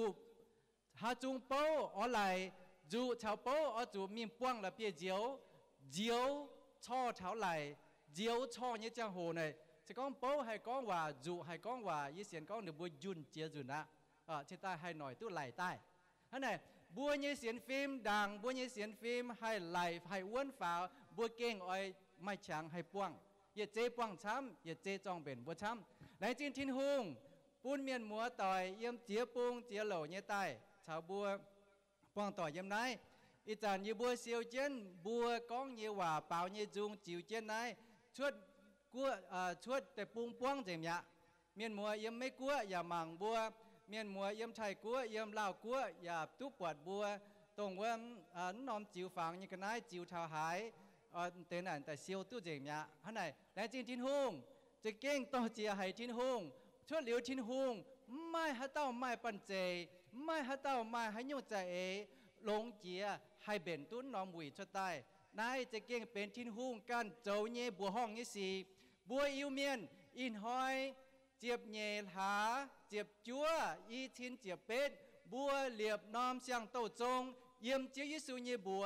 ปูนเถาบัวอิวเมียนตุกคอยน้านอมชายต่อยวีทั้งบัวตัวไห้เดว่าฟินแสงสารตุกก้องบัวเยี่ยมเจเจกัวมเต็นเจียไม่เจียบัวจะก่อนโทโซอย่าไม่เจหุงเหป่าทินหุงเทงบัวคอยเจ้าเหลียวมกุ้นมาให้ยุ่งแต่ท้องบัวอย่าให้โจตุนอนแหลงจีนทินหุงอย่าอ่อยไม่บัวอย่าจุ้งชาวเจียนเยียจวงจะใบบัวบุยเนี่ยเชงบัวเนี่ยทินหุงแหลงจีนบัวเนี่ยทินหุงแต่เนี่ยใต้เดี๋ยวว่าแหลงจีนเจียเยี่ยมกงเมียนนายจะใจกัวเนี่ยไทยกัวเนี่ยไม่กัวเนี่ยกงเมียนแต่จวงเจียนเป็นกงน้อมหวีเนี่ยกงจะเก่งช้ำหายเนี่ยบ่าช่วยเหลียวกงเมียนอย่าอ้อยแหลงจริงไม่บัวอย่าจุ้งเสียเจียนไม่บัวเนี่ยห้องต่อยเสียเจียนฝุ่นจุ้ยเสียเจียนองกูต้มเมียนเตี้ยหมาเยี่ยมเปียวเสียเจียนจิวปังเนี่ยกงเสียเจียนบัวแสงคู่เรื่องเดเนี่ยกงไม่บัวเก่งเอาจุเสียเจช้ำเนี่ยอย่าเอาจุเหยียบป้วนช้ำเนี่ยมาเตะจุ้งเอาจุกายเจนแจ๊ตายชื่อตายเท่านั้นวีเยี่ยหิวเนี่ยเยี่ยเปลี่ยนเหี่ยวไม่บัวเก่งเหยียบป้วนช้ำเนี่ยมันป่าตีนหอยบัวอ้อยตู้เลยเยี่ยมกงหวายชินตองเอเมนเนี่ยไฟเยี่ยจุ้งบัวเหยียเนี่ยป้วนเยี่ยมคู่เฟียเนี่ยกงเยี่ยมชินหุงเนี่ยกงไม่อย่าเต้าดอดป้วนหายงจริงไม่ตู้เลยช้ำๆเย็นหังเจียบุญยมจริงปวดตีนหอยเท้าเจ้าโห บัวให้ตุปวดตรงทิ้นหุ่งคอยจริงเหย่ปุ่นบัวปวงเนี่ยเนี่ยจังโหว่าบัวให้ตุจิบขนาดน้อยเยอะอ้อยไหนกับเมียนมัวเมียนมัวตายน้อมวีเมียนมัวต่อให้โยนใส่เกณฑ์ไม่บัวตายมาเตะก้องบัวยี่บัวยังไม่กลัวเป็นวีนะมาเตะก้องเดี๋ยวบัวเนี่ยเจนจุยซามิงสก้องบัวเนี่ยจุยซาเนาะนี่ปลาซาให้เนาะจ้างกันนะหยำเจนป่ะสก้องบัวเนี่ยจุยซาเนาะบัวมีจ้างอ้วมนะเก่าเจนนะจะยังหาถ้าต่อจุยซามีเนี่ยตู้อ้วมเจนเนี่ยตู้อ้วมยำวันนี้โดดถาเปียวมันตู้บ่บัวมันกุนจุยซาบัวอย่าให้เนี่ยตู้อ้วมเนี่ยโอบัวเจาะตรงว่ามีตัวไม่กลัวเนี่ยว่าเหวเดาว่าเจยางป่ะเดาว่านายเนี่ยว่ามีตู้ตรงว่าให้อ้วมอย่าไม่ให้เดาว่า3เจียเดี๋ยวบัวเจาะไหนแต่ตับเจ้กุญยจุยซาบัวคอยกอยแต่นะบัวเจาะอ้วมโตเจนนะจุยซาอย่าเนี่ยตู้อ้วมเจนเนี่ยยงไม่ยี่บัวจีปังเมียนไม่ยี่ต่อโลเนาะเดี๋ยวบัวเล่าเต็มปังต่อยปังต่อยยี่จังโหนะว่าต่อหนักกันว่าต่อโอ้เราเต็มปวดเมย์เนี่ยลงเงี้ยไฟว่าต่อโลต่อก็ลงเงี้ยรอสิ้นจางลงเงี้ยบ่ายยี่นั่นจันไต่ยานไต่เย็นลิ้วหอยเยี่ยว่าต่อโลเนี่ยก็โอ้ไม่ไหนจันไต่ยาจันไต่มุนยี่นั่นเจียนเมียนยามป่ะมุนเนี่ยสก็ต่อไม่จันไต่ยาเนาะโทกวางเยียสก็ตั้งไม่จันไต่เหี้ยวกวางเยียถ้าตั้งไม่จันไต่จริงกวางเยียถ้าตั้งไม่เดี๋ยวว่าเนี่ยจันไต่จุ้ยกวางเยียตรงจีวิสูไต่ย่อมเจียบจังจ๋าทิ้วไต่เนี่ยจุยเนี่ยหูเนี่ยมาไม่มวยเนี่ยอามังเนี่ยเตะยิสูทิ้วบัวเป็นย่ำไต่เป็นนางตาอย่าจุ้งบัวอย่าน้ายเนี่ยเมียนแต่ยัดบัวนางย่ำลิงย่ำปนซินไม่บัวนางย่ำปนซินชิงตายให้ตายทุกเท่านั้นวีแต่ใหญ่ใต้บัวนั่งเยี่ยมลิงวนจิกิสูแต่เยี่ยมเจ็บจังจ่าอีชิ้นเล่งหางเฮงบัวดำตองบัวเยี่ยจุยเมียบัวไม้ลิงวนนั่งใต้เยี่ยมเมียนทิ้งใต้เท่านั้นวีไม่เจียเต้าเดี๋ยวว่าเยี่ยอ้อยใต้อย่าตายมันเท่าบ่าหันไหนทิ้วบวนห้ามเยี่ยเจ้าทิ้วบวนห้ามเยี่ยเจ้าเบนบัวเยี่ยเหี้ยวเก้าลงเจียนเจียเสเมียนมัวตาน้ายน้อมวีทำเจียนอ้อยตุจิบให้ยุงโทปุนบวมตุงปิ่นเหี่ยวต่องก้องสก้องคงตายหมั่งไทยกั้วเยเมียนมัวไฟไม่กั้วเยเมียนมัวเบ่นกงเปล่าจุงเดว่าจุนโตหังสก้องคงห้ามไหนหังนอเพียวเมียตองเมียป่าบัวหอบจะได้เป็นเหี่ยวมังกะเจ้าทินหงให้โตให้ยุ่งว่าให้โตให้ยุ่งเฟียนนี่เยเจียนเลนหังนอปิวเม่งปุนบัวหังนอโปชดปุนบัวปุนสิงลิงทั่วเถาปุนยินเหี่ยวปุนสิงลิงจ่อบัวปุนสิงลิงกำบัวปุนสิงลิงฟิงบัวนายเจียนบัวเยโมเตจะก้องคงห้ามเจียนเย็นอยู่แต่บางเมียนมัวแต่ปวงฮัตเต้าฮันเนาะบัวเยวีจางลิวบัวแองเจ้าเขาเยจวนนะจะมีงานแต่ไหนเดี๋ยวว่าเยฮัตจันอย่าเดี๋ยวว่าเจ้าเจียนเยี่ยมภาษาก้องแต่ไหนวีบัวเบนเหี่ยวปุนสิงลิงเจ้ากงเยี่ยมบัวเยแมงบัวปุนทินหงเฉาบัวจิ้วทงบัวปุนทินหงจ่อบัวเยเหี่ยวจ่อบัวเยลิงวนเนาะจนมิงบัวเยเหี่ยวเยี่ยมบัวเยลิงวนเยี่ยม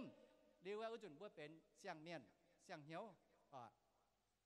อินหางเย่โฮเต้าเซเฮลห้องต่อยวนเย่ก่อนโดทศจุยอำดอมไม่ฉางยีบัวเดี๋ยวว่าไม่ให้จิ๋วชวนว่าจู่ไม่กลัวยีบัวเบนใต้จิ๋วจุงยีเจ้าอยากเก่งเบนตู้ไม่เย็ดใหญ่เก้าเป็น powerpoint เท่าใต้เนาะเดี๋ยวว่าเย่นายเย่จะสีเฉาไม่กลัวเย่คอมเน้นไม่ให้เปลี่ยนเหี้ยวจ๋ายีบัวเบนใต้ลงเก้าแบบปูนินชวดเดี๋ยวว่ากงเมียนเอาจู่จับเย่เบนเบนเก้าเส้นแหลงจินหุงปุ่นเดี๋ยวว่าชุดตามป่ะสก้องมาตองเดี๋ยวว่าเพียวนะเซนแต่เวเดี๋ยวว่าเงยคอมไม่ให้เดี๋ยวว่าจิวทงจ่าไปปิ่นเหี้ยวต่อยนี่เจ้าเมื่อต่อจีหายที่นู่เดี๋ยวว่าเงยยี่ไม่ด่างบัวเดี๋ยวว่าโหเท้าบัวยังโหเต้าเนาะไม่เตะเดี๋ยวว่าช่องยี่หว่ายังไงบัวไม่เจี๊ยเต้าเดี๋ยวว่าเป็นฟินแซงอย่าเป็นหอแซงอย่าน้อมโหเต้าไหนบัวให้ปิ่นเหี้ยวลงบัวอ้อยจูไม่ว่าไหนว่านายเทงบัวเบนเหี้ยวมิงจิบตรงว่าบัวอ้อยเข้าหัวยี่เจ้าฮานอยยี่ต่อบัวห้ามเตะว่านายเท้าตรงว่าเดี๋ยวนอนหัวเต่าบัวเข้าหัวยี่เปี้ยเจียวว่านายแต่ยี่เจียวเสห้องต่อยอ้วนยี่ก่อนโดไม่ให้ยุงเอเลย đom bùa nhẹ phiền sang sản nên tu đầuว่าtổ yếm Epheso kinh sâu con thảo đầuว่าnhẹ im hoang hang hà nội chạy quân nhẹ còn đỗ yếm chiêu thông yếm hình hám chào hình thái kiến quân tỏi bùa tu hải nên tu con chấm tệ nhẹ quân bùa tu hiếu ye cần yếm biển hiếu ye chiều nên con nhẹ hòa và biển hiếu chiều hòa Epheso hắn là nói yên hám tại nên đồng hải con thảo chạy tỏi như quỷ nó chạy tỏi như cháu nó chung đồng hải yếm Epheso kinh sâu hăng anh này miền mỗi toàn hám tại hoang tỏi quân như còn đỗ xe mà hãy nhung ê lấy mà hãy nhung ê lấy để nhẹ chiếu qua này thiền bôi biển hiếu xe hoang tỏi quân như còn đỗ xe yếm hải miền hải lò thì đó cho biển hiếu có này nhẹ ê lấy là hãy nhung đom bua hải đâu với nhẹ phiền sang sản có thể thảo còn đỗ nhung ở chỗ mai còn đỗ tôi chẳng nom béo bua bị tai chuối cái nàyอย่าไม่còn đỗนี่còn đỗ dịch đĩa đào đô cao nếuว่าบัวเปียตายบุ้มจะเห็นน้องเปี้ยวให้บางให้เดี๋ยวว่างัดบัวมีหัวต่อยเปียตายไม่บัวจุ๋ยเนี่ยไม่บัวยำเดี๋ยวว่าเนี่ยปุงหลังก้องน้อมเส้งตุ้มบัวเจียนเดี๋ยวจะได้จุ๋ยเจียจะก้องบุ้มปุงหลังน้อมเนาะไม่บัวเปียตายยำจุ๋ยก็จูเดี๋ยวว่าจะเห็นเนี่ยให้บางฮะไหนน้อมอย่าเอาจุ๋ยไม้ก่อนโดบัวเสาเนี่ยยำน้องเปี้ยวอย่าเอาจุ๋ยไม้ก่อนโดห้องต่อยอ้วนยี่ก่อนโดเซห้างไหนอเลียบใต้ย้ำน้องวีบัวอ้อยเหล่งเจ๊เนี่ยมังเท้าห้องต่อยอ้วนยี่ก่อนโดตรงเตว่าช่องเตว่าไหนนะเถงบัวห้องต่อยอ้วนยี่ก่อนโดเซไหยุงเป็นจินเป็นยานไฟเป็นเจียมไฟเป็นต้มเปียวไฟเป็นเดว่าต้มเชียไฟไม่เดี๋ยวเนี่ยจีนยุงตรงว่าบวมจริงหมั่งทุกปวดเนี่ยไฟอีจานห้อยเมียนเหลียบก้อนโดลงจีนยุงใจเหลียบกิ่งเศร้าอย่าบัวเท้าจีนยุงใจต้องบัวเหลียบเดี๋ยวว่าก้อนโดนี่เจ้าแต่ฟาร์มเจียวว่าไหนห้องต่อยวันเนี่ยก้อนโดเซห้างไหนอเฉลียบใต้ลงไหยุงเฉห้างไหนอเฉลียบใต้แต่เฟซเจ้าว่าไหนห้องต่อยวันเนี่ยก้อนโดเซห้างหายนอจ้างตู้อ้วนจะก้องบัวเหลียบจะก้องบัวเหลียบเจียงเมียเหลียบตู้ไม้เดี๋ยวบนห้างหายนอหายจ้างตู้บัวเนี่ยก่อนโดอ้วนชาวไม้ปุ่นเฮเจียไฟบางหวายมิ่งมาเตะบัวก่อนโดเหลียบตาบ่ามาจ้างอ้วนเล่าเตะนี่จะบางให้หวายเนี่ยทั้งบัวก้มเปี้ยวเนาะจะก้องบัวเบนตู้ไม้ลงหายเนี่ยเปี้ยวบัวมหลิวเลยบัวมเก่าจะให้วายจะให้บางเจมิงยี่บัวเงี้ยกวนตู้มิงเท้ายินห้องต่อยยิมจันเล้าแต่ปุงนี่บัวยิมห้องจวงเจียนชุดปันเจแต่ก้มตู้ยินน้อมเปี้ยวพูเงี้ยจุ๋ยเงี้ยยิมน้อมหลังเนาะหรือบัวเงี้ยเปี้ยวจะเก่งจุ๋ยเงี้ยอีตู้มีป่วยอีเจียจุนเนี้ยกะฮะลายจุนยี่บัวมีเท้ามีป่วยน่ะน้อมเปี้ยวนี่บัวยิมห้องแม่ก้อยต่อยเนี้ยคุณก้อยต่อยมิ่งหรือวมชวดตายเดี๋ยวว่าเนี่ยไม่ให้ติงโจปุ่นเนี่ยก่อนโดเฮเหยียดปุงเปี้ยวก่อนโดเฮกุจุดมาวมชวดโจปุ่นเดี๋ยวว่าดาวนินจะไหนเมามิ่งเหลียวจะไหนปุงเปี้ยวหมั่งตายหังจะเข่งเหยียดเต็มเนี้ยเปียกุญยเปี้ยวมีปวดยงแจ๊มาเจน้ำตองแจ๊เลี้ยวยี่บัวเอาจุดการเช่นเทวตาเจจ่อวมเจียนมิงหรือว่าเทงหรือว่าจ่อหรือว่าเนี่ยแกงจ่อหรือว่าเนี่ยโยงปุ่นอิ่มห้องเลยต่อยมิงเปี้ยวอยากจะก่อนแจ๊จะก่อนหรือว่าเฮเจนเหยียวันนี้ก่อนโดเซไม่กันยุงไม่กันน้อมใจบ่เยี่ยมกิ่งเศร้าดูยุงใจเหลียบตานหังปาเมียนเย็นห้ามปาเมียนเนี่ยก่อนโดเซเป็นเดว่าโตป้าตั้งป้าเยี่ยมไม่บัวยี่เศร้านะเยี่ยมว่าเจ็บเป็ดว่าพินโอไม่บัวยี่เซลยำเจ็บเป็ดวัวพินก็ไม่บัวอ้อยคอยหมั่งกันเจนเยี่ยมอย่าตู้เย่ยำเจ็บเป็ดวัวพินก้องเดาว่าจุคอยหมั่งนอนแต่ชดน้ายำเจียพินห้างเย่อห้องต่อยอ้วนเย่ก่อนโดเจียงแมงอ้วนเย่ก่อนโดยุงอ้วนเย่ก่อนโดเซอจูเชเหลียบเยี่ยมกิ่งเซลสิงจุงเซลอย่าแปะเย่เจ็บเชื้อจางแต่เยี่ยเยี่ยมบัวก้องเซก้องไม่ใจเจียวเจ้าเปียวเย่เมียนแปะดอดช้าเสกองไม่ใจเจียวจั่วจริงเงี้ยเมียน ไม่ยอมป่าไม่ลำลงยุงก่อนโดบุเสตัวดงหายวนป่าเจไม่กินเสาเต็งไม่วนกุนหนอมุงเสตัวดงหายหลงไม่กินเสาเนี่ยก่อนโดเต็งนี่ไม่วนกุนหนอมจะปุงดงหายเห็นดงหายวนไม่กินเสาเนี่ยก่อนโดยมัวเจียวไม่วนยุงใจมีมัวต่อตัวกวาดไงเยี่ยมลุงเดียนะน้อมแต่ปุงฝุ่นกองอย่าน้อมแต่ปุงเห็นเจียอ้วนเจียเนินเจียไม่ช้าไม่ใจไม่ปันเจช้ำเจียเสเดือบัวฝุ่นไม่กลัวแต่ปุงเดือบัวฝุ่นไม่กลัวแต่ปุงฮานอนแต่ปุงบ่จ๋าไม่สีเนาะชาวเมียนมีหมางกะไม่กลัวถ้าฮานอนเถงชาวเมียนมีหมางกะไม่กลัวโทไม่กลัวถ้าฮานอนมีเถงในบัวเยี่ยมเจียน้อมแต่ปุงไม่สีควินเฮียนมีหมางกะไม่กลัวถ้าฮานอนเจ้าฮานอนเถงไม่กลัวอะไรไม่กลัวแต่ปุงเก่งอ้วนหายเดี๋ยวว่าเก่งเดี๋ยวว่าไม่ให้ยุ่งไม่ให้ตาวินว่างให้ตายแล้วเงาตัวบัวจั่วหาเจ็บเย็ดยีชินเย็ดเย็ดน้อมสีเกณฑ์หั่งอีน้อมต้มเปียวบางลมเยี่ยเสเอดอดเจงจินยานดอดเจงไม่เจียเต้าตรงไม่ยานช้ำเยี่ยมยานหลามวัวเตเลี่ยมเจงดิบัวเยียนยานดอดเจงใต้เจ้าใต้หลอมตุเจ้าชวดเดี๋ยวว่าเยเจาะกันเยจังแมงไม่เตเดี๋ยวว่าเยจะเก่งเจาะกันเยจังแมงเวจุเย็นน้อมสิเกณฑ์ดุมจริงต่างหางยานเจียหวานเจียแปะจิวเยียนดอดยังเจงเสเอดอดเย็นน้อมสิเกณฑ์หังไม่กลัวเยจังน้อมจะปรุงเสเอดอดเมียนมันลุนเจงน่าน้อมฉังไม่กลัวจะตายหิวตุกองไม่กลัวเสมจะเก่งตรงว่าทางเมียนปีนหิวกองเห็นไห้ในแต่ปุงเวหติวเวจูกิ่งเซาตุเจาะชวดเยี่ยมหุงจาเยี่ยเปียวหุงจาพายสีเยี่ยตองเดือบเบื่อเจาะกิ่งเซาชวดหลงกิ่งเซาเยี่ยมว่าเลี้ยวน้อมหุงจาเจาะกองเยี่ยตองเจ็บติ้วลิงเยี่ยมว่าเจาะชวดมิงทอชวดมิงปุ่นเยี่ยมว่าย่ำได้ปลายต้องจินดางฝึกช่วยเปียหอต้องมิงตาเก๋าฝิ่นแสงตาเก๋าหลิวชิตายเจก้อนยาวเซากะหาชวดเหลยใต้มุปูนกองเถากิ่งเซามุปูนตาเก๋าเยี่ยมหอต้องเจียยุงนี่เป็นชวดเจาะกิ่งเซาชวดเจาะกิ่งเซาชวดเจาะกิ่งเซาชวดฮะเนาะ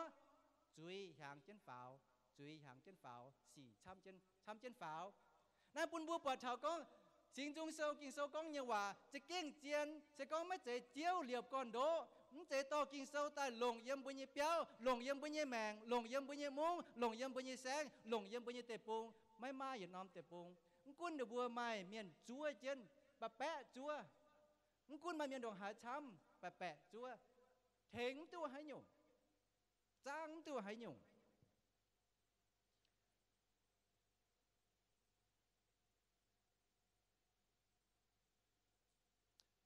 ยิ่ง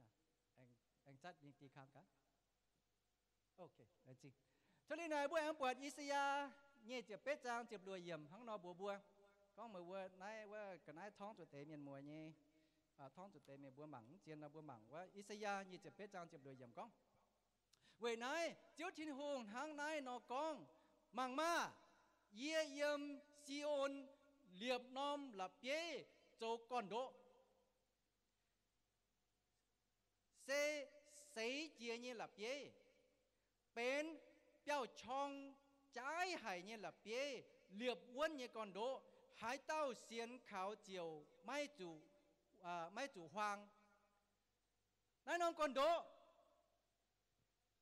tông quân là bế yếm quân là bế của ngoài non con đỗ là bế sẽ bế thảo chiên lấy sẽ bế thảo chữ Giêsu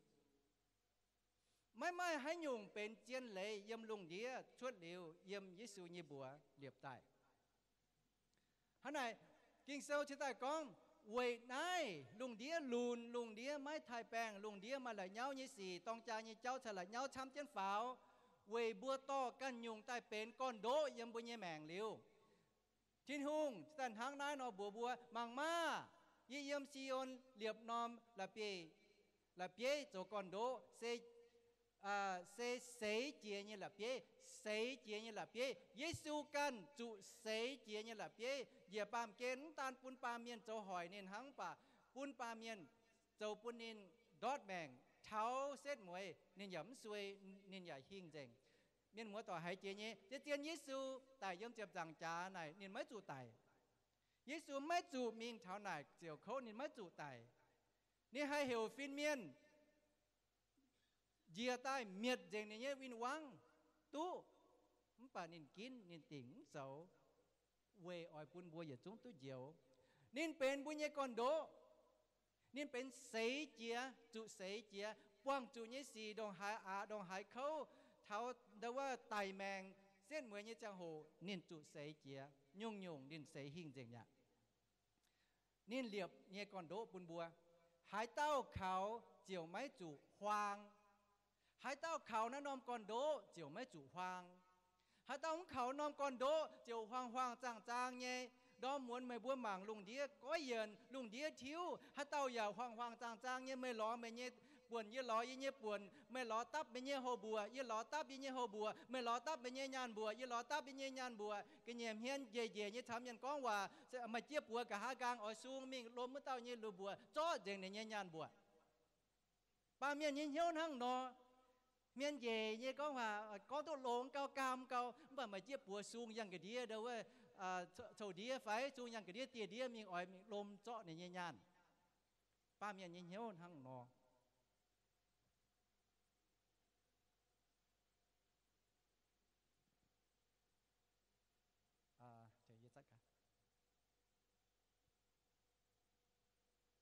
น้องคณะจะโตจุดบ้านจะโกงจุดปั๊มจะโกงเองจ้าจุดเอาบุ้มหมังกินโซเยี่ยมตีทำน้อมกินทำน้อมตองเงี้ยสิงจุงโซอย่าแป๊ะเจ็บเป๊ะจางเงี้ยเจ็บเหน่เป็นเท้าเงี้ยเจ็บฟาร์มมัดไทยโซเงี้ยเจ็บเย็ดเฟเจ็บเหน่มาโคโซเจ็บเหน่จางแต่เจ็บมีล้อเจ็บเย็ดลูกาโซเหน่เจ็บเชียดกงโจแต่เย็ดจางเจ็บเชียดเยี่ยมเย็ดปีเตแต่เหน่จางแต่เชียดเยี่ยมกองเฉาดูว่าก้มเปี้ยวเหน่เจ้าcon thằng món tỏi như con đỗ con thảo được béo như con đỗ chẳng nói bữa mảng được bữa ỏi cốm nòng béo nó được bữa nòng béo chong được bữa chỉ con là mà cả được bữa chu lồng được bữa xi măng mà thế sẽ lồng xi măng vườn mà thếต่อพองต่องิ้วมิงเวทตายหรือว่าบกันมิงดำโจนี่ยวนจินดังยี่บก้มเปี้ยวทั้งนอยี่ปวดเจี๊ยเนี่ยยี่องเจ๊ยี่เต้าโจเลี้ยงเดโหตายเนี่ยฝุ่นเจ้เดี๋ยวว่าเยี่ยเป็นยาตาฝุ่นช่วยเนี่ยบุ้งยันเจี๊ยเนี่ยบุ้งยันเจี๊ยโตฐานโหตายเนี่ยฝุ่นช่วยโอเดี๋ยวยี่บุก้มเปี้ยวจินด่างว่าตัวเมียนเวทจะกินตัวเมียนเดี๋ยวว่าเมียนเวทตาเหลือบัวเหี่ยวเมียนช้ำเนี่ยแต่ใช่ปุ่นเห็นดาวเจียดบัวมาให้ยุ่งยางดาวเจียดเหี่ยวเมียนหมูตรงว่าเยี่ยมหลังจางเมียนแต่เทียงกินใช่ดำดาวเจียดอีจานหอยบัวมันจุดห้างนอจุดไหนเก่งเป็นมาเว้นยี่ก่อนโดมันบอกบัวแต่หิวตู้บนไหนให้โจบนไหนทั้งบัวโหหิวช้ำเจนตาเหลือบัวหลงเจียงเจเทียงบัวอ่ะวันนี้ก่อนโด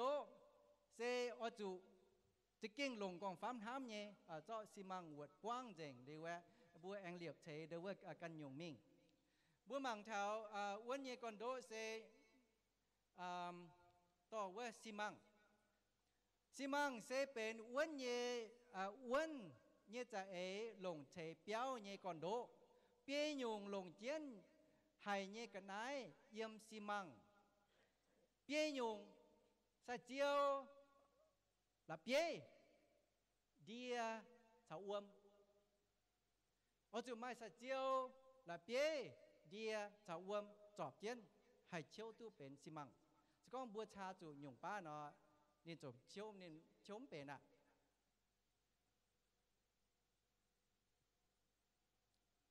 sa chiêu sẽ bấy thảo bùa ba miên ba miên thiên hùng lồng nia chế bua tai bua ba miênนั่นแต่เจียนบัวปาเมียนน่ะไม่ยันหยงใจเก่งไม่ยันหยงมาจากจีนบุญญี่ปุ่นสินะไม่ยันหยงใจตรงยิสูตรงthiênหงลงเนียนั้นอาดัมตายวะนั้นอาดัมตายแต่อย่าดูเนียอันจวนแต่ไม่แมงไม่ให้หยงลงเนียนั้นแต่อันจวนหังจัวเท้าทิ้นหุงเนี่ยเฉียทิ้นหุงเย็ดเปี้ยมเนี่ยเฉียเปียอาดัมเนี่ยบะจองเนี่ยจุยหรือว่า u đun nia rồi chỉ con mai mèng chính rồi chỉ con nhập nhập díp trên bữa cháu rồi tông ta liệt trên này năng tai bên nhà tao miên về thiên hùng như chia yết biom bìa Adam như mèng u đun niaว่าใช้แต่ว่าไม่แมงตันหังฮันไหนบัวตาเต้าตายมีไงตาเต้าแต่เอาจู่เองบุญยศินเอาจู่เองจวนมีเจ้าเนี่ยสัจเจียวบุญจันทร์เขากินโซอยากก้อนเขาthiên hùng quang hòa đối với nhé Adam nhé phun phá thiên hùng gặp đối với nhé quang hòa đối với nhé Abraham buồn nên con mình nhé chạy phun oi hàng quang lùng đĩa thang sa chiều nó nè thiên hùng quang hòa buồn nhé ông thầy nhé mai dịp thong mai phụ chuối hàng quang lùng đĩa là sa chiều sẽ bế thảo bùa ba miền Giêsu bế thảo là bế Trang bữa tổ kinh sâu con thảo quân nhẹ còn đỗ ở chủ chế liệp yếm là bế cùng ngoài yếm là bế bèn cùng ngoài quân nhẹ cùng ngoài mình chế mau như là bế chỉ kinh bền đâu á quân nhẹ là bế sẽ bế thảo chữ Giêsu ta phàm dia tổngว่าở chủ chọp trên dia chiếu bún xi măng nhiềuว่า dia sẽเป็นสิ่งลิงยิวบัวสิงลิงเถงบัวสิงลิงต่อบัวแต่กับจุนสิงลิงโจปุนบัวเดี๋ยวว่าเย่ไม่จิ้วต่อยอย่าไม่จิ้วทงเฉาเดี๋ยวว่าชินหุงสิงลิงเจ้าเย่กงเป็นเป๊ะเฉาทั้งว่าเดียปุนสิมังให้กิดเนาะจีมีไงอวมเป๊ะเฉากิ่งโซเย่ว่ากิ่งโซเย่ว่าอวมจาวบัวthiên hùng nhưว่าอย่าเจ๊โตช้ำอย่าเจ๊ทิ้วช้ำบุญเหี้ยวอย่าเจ๊เหนียมบุญจางแมงอย่าเจ๊ใจกิ่งเศร้าnhưว่าจาวบุญเหี้ยวจาวบุญลิงวนอันไหนบัวเฉียมจู่อ้วมเป็นกิ่งเศร้าnhưว่านี่เมียนมัวต่อยสิมังเอาจะไม่เปี้ยยุง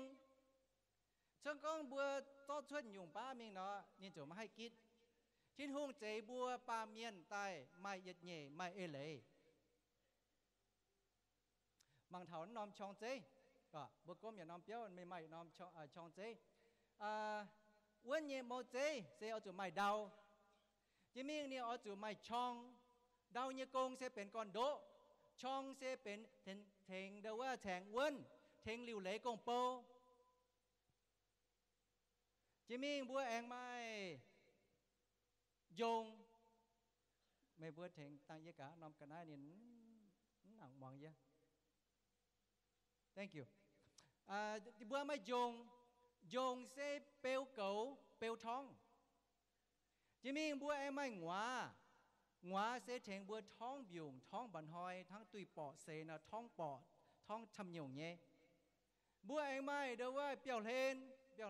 sẽ bữa chủ mai đâu có phiếu dình bữa chủ mai lô chuốn sẽ có bữa bền lô chuốn nó lô quá tại nó bữa nhịp biểu chủ hay hoài hay bang mà tế bữa ở chỗ mai lạt uốn nhé bún sen khu bìa phải bún đâu có nhé hoài nhé miên đâu có nhé chân trả bìa chứ chiên nấm sẽ chân trả mà tếเป็นmiên ngao sẽ có được bên hiếu trả là được bấm niệm bữa cái này hiếu ya yểm trả ngao co bữa miên là kiên quay co bữa miên là quay co hay nhung tổngเป็นlà bữa khu ở mải bún chén ha miên miên chỗ trả nó chân trả này mai bún chén nhá cho bún miên trái bún miên tài mình có sẽ chén tài bún miên chỗ này giờ liu mà hai tài á nhá cuốn chén tài ô bún miên quay co bún miên kinh quay hả hay nhung hoài cháu bún bún chén sao có chén hiếu nào được bún máy ảnh hết bún phiền miên lộn như bữa siêu chân hoài như mày bún chén mày bữa ô như bữa yêu miền đó giờ liu hiếu trả như bữa đâu bấm sầu ngao như bữa giờ liu trang như bấm tài con chén ở giàu đâu bữa miền như vậy sẽ tại chuột tại hang no liu bữa tại hang nào lộn miên con thảo này như chong chế này như chong chế phải này như màu chế béo như màu chế sẽ bữa con thảo mày đau mày chong mày dùng mày ngóa liu mày béo lên bữa từ liu lệ đau sẽ bế thảo bữa như xem phim như con đỗ chong sẽ bế thảo tông cha tai mày công po ở từ liu lệ tao ở chỗ mai con po ở chỗ liều lệ gỗ mai gỗ như con po áo như con po ở chỗ liều lệ liều chế miếng bua dùng xe như con po xe pêu cẩu pêu thong dạo như buông sen khu kem lồng hoang tỏi bún mai hoài như cháu bịa ta hỏi bua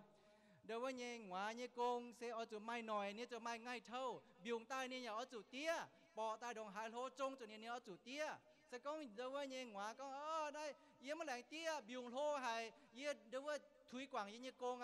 chẳng béo miền chỗ đòn gì nhỉ thế này ngoại giờ mai ngoại như con ở chỗ liều lệ biểu lên xe con chào bùa ở chỗ phiếu giang tông cha ta ở chỗ phiếu giang bùa tông cha như mèn tông cha ta ở chỗ phiếu trình bùa như cha tiênแต่น่าเสียเป็นเดี๋ยวว่าไปเถียงคุณบัวหงเหตุปิ่นเหี้ยวหรือว่ามังชาวก้อนโดห้องต่อยเนี่ยก้อนโดเอาจุดเหลียบหังนอแต่ยัดเอาจุดปุ้นชิ้นหงเจ้าเจียวชิ้นหงเจ้าเจียวกุ้นยุงแต่อย่าย่ำชิ้นหงเนี่ยปวดเดียมาอย่าย่ำชิ้นหงเนี่ยปวดเดียฝึกช่วยอย่าย่ำชิ้นหงเนี่ยปวดเดียต้องจ่ายเนี่ยเจ้ามาให้เต่าเก่าจ่ายมาให้เต่าเก่าจานย่ำเดี๋ยวว่าต้มเมียนฝึกช่วยไหนตาเต้าเนี่ยจ่าจินฟีดงเจงกุ้นบัวให้บ่เจียนยงจ่าจินบัวปลาเมียนฝุนเจียนยงจ่าจินจะก็ให้เต่าตอนบัวเก่าห้ามเตะนอบัวเหี่ยวเนี่ยโจอากูหรือว่าบัวมาให้ยงคู่บัวปูนินยันลงยี่เจ้าบัวปูนินให้เต่าตอนช่วยเสตายเดี๋ยวว่าเนี่ยนินหนังเดี๋ยวว่าโทนินงิ่งว่านินบัวจะไหนชนน้ำบัวเหี่ยวเนี่ยเป็นองค์งิ่งไฟเหี่ยวเนี่ยเป็นองค์ยันกันไหนยันกันไหนแจบัวจะไหนช่วยบัวแต่ห้างนอหรือมาเตะห้างต่อยอย่าจะไหนห้างนอฝูนินจ่าจินห้าไหนนินไม่เจอ้อยแจอ้อยงิ่งอ้อยยันนินช่วยเสแต่ห้างนอหรือบัวบ่จ่าจินปุ่นบัวฝึกช่วยจุ้มฟีดงสก้องเดี๋ยวว่าเสียจังแต่เก่าเดี๋ยวว่าเก่าคุณห้ามเตะคำปุยเดี๋ยวว่าเก่าเจ้าเตะนะบัวอโลจมบัวอโลเดี๋ยวว่าพิวนินบัวเหี่ยวอัดแทนแดนสก้องเต้าเสียช่วยเสแต่มันเมียนฝังมันด่างต่อยตัวเมียนยิงเหี้ยวเนาะตัวเมียนจะไหนแปลงเหี้ยวเมียนกันปรุงทำกันเตากระช้ำทำตรงว่าเมียนฝังมันด่างจุ๋ยว่าเต้าเล่นเจ๊ยังจะก้อนช่วยเสแต่วายฝังจริงวายไฟเดี๋ยวว่าเมียนฝังวายปัวเจ้าเดี๋ยวว่ากันยุงเตเนาะตัวเมียนเตี้ยมาอย่ามันทำองกูอย่ามันทำหลังจากเมียนจะเก็บมังเต้าฝุ่นช่วยเจียมังเต้าฝุ่นช่วยเดี๋ยวว่าเนี่ยดอดจ่าจินบัวปลาเมียนเก่งตองกิ่งเศร้าอย่าตองชิ้นหุงช้ำให้บัวยันห้ามปุนบัวกันเย่ฝึกช่วยหน่อยจงไม่ยวนมันเปิดชิ้นหุงห้ามบัวยวนฟินห้างฟิดงเจงตอนเสียแต่มาตัวเมียนเตี้ยมาเยี่ยมชิ้นหุงเย่เอ็นก็อยู่ว่าตาเต้าเยี่ยมชิ้นหุงเย่ปูเดียชิ้นหุงห้ามฟิดงเจงบัวปลาเมียนฝุ่นเย่จ่าจินฟิดงบุญห้ามเย่จ้ำฟิดงโจปุนลงเดียอะไรเนาะมันห้ามให้เต่าตอนเก่าช้ำตีนหอยเต่าตอนเดี๋ยวว่าเย่นินเก่านิดไม่โจปุ่นเนี่ยมัวต่อยไม่แจ้งปวงโจปุ่นนี้มัวต่อยเจียต้มเมียนเตี้ยหมาฝีอันเจียนเจียเอ้ยเจียเนี่ยบัวมัวต่อยโจปุ่นเนี่ยบัวมัวต่อยตาวินตาวังบัวมังกินเสมาเจียน้ำตองจังตู้เดี๋ยวว่าโยเซฟเนี่ยโยเซฟเนี่ยมาเจียมัวตอนนี่เนี่ยก่อบัวหมวยเจียนินลายหมวยเจียเนี่ยเจ้าโจชุดจีนยงสีถ้าตั้งตายนินตายแม่บุญปวดกิ่งโซ่ชาวอีจ่าเป็นชนยี่เจ้าหน่อยเก่งเดี๋ยวว่าเนี่ยต่อยนอมโมเจอีจ่าเนี่ยห้องต่อยมาละเย้าเนี่ยสี่เว่ไม่เจ้าเอทินหุงเป็นตายเนี่ยโมเจเจียนวันเนี่ยก่อนโดบัวหมังกะเจียนวันเนี่ยก่อนโดทินหุงเป็น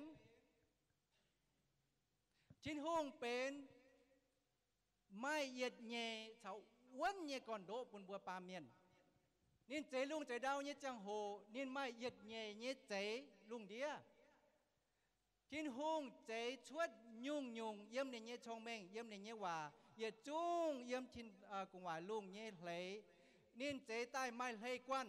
มาเตะไม่เหยียดกวนเนี่ยเลยมาเตะนี่ไม่เดี๋ยวว่าเหยียดน้อยน้อมเลยเหยียดน้อยน้อมโกเต็มฟินหังนินเดี๋ยวว่าเจใต้เนี่ยยุ่งน่ะกอบเมียนไม่กอบเมียนเนี่ยตองเยี่ยมอย่าไม่ก่อนโดอ้วนทั้งจันนะบัวชินหงเจตานายเสบันหอยสายพวงว้าพวงบันหอยบัวเยี่ยมนอมลุงเดียเสเป็นตะฟาร์มนอมลุงเดียนิดฟัดเดว่าบันหอย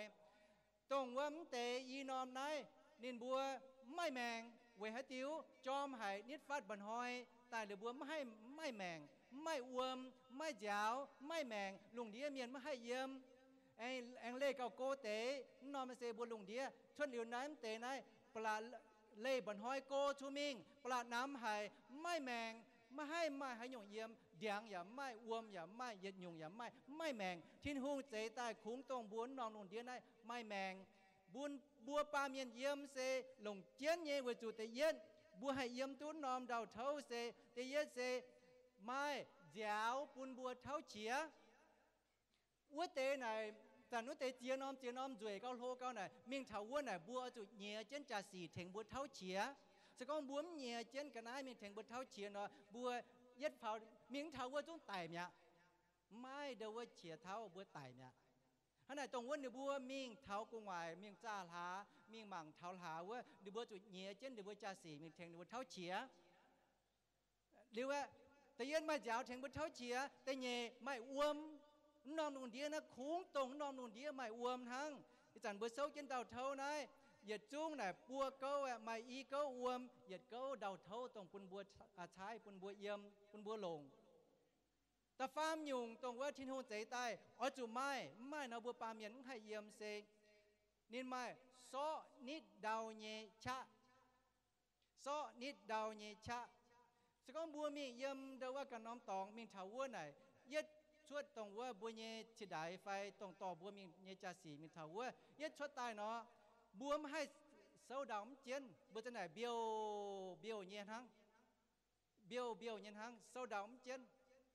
บัวเอามีหายไหนเดี๋ยวว่าเงี้ยบัวจุดต่อกันได้ฟงบัวไฟเคนบัวมิงจินหุ่งเบนตันน้อมลงเดียปุนปาเมียนให้เยี่ยมตู้เซเอาจุดไม้ปัวยงไม้ยาวเท้าเฉียไม้อ้วมฮบแองไม้ซ้อนิดดาวเงี้ยชะอันน่ะบัวเย็ดปุ่มกันไอ้ดอดนินสัตดอดเยดาวน้องลงเดียน่ะนี่จุนเย่ยังจุนเย่ไม่ให้ยงเสงเจนินไม่ให้ยงดิวเจนินนี่เยี่ยมตีงเย่จุนเย่นี่แต่กวินเอทินฮงเบนแต่ว่า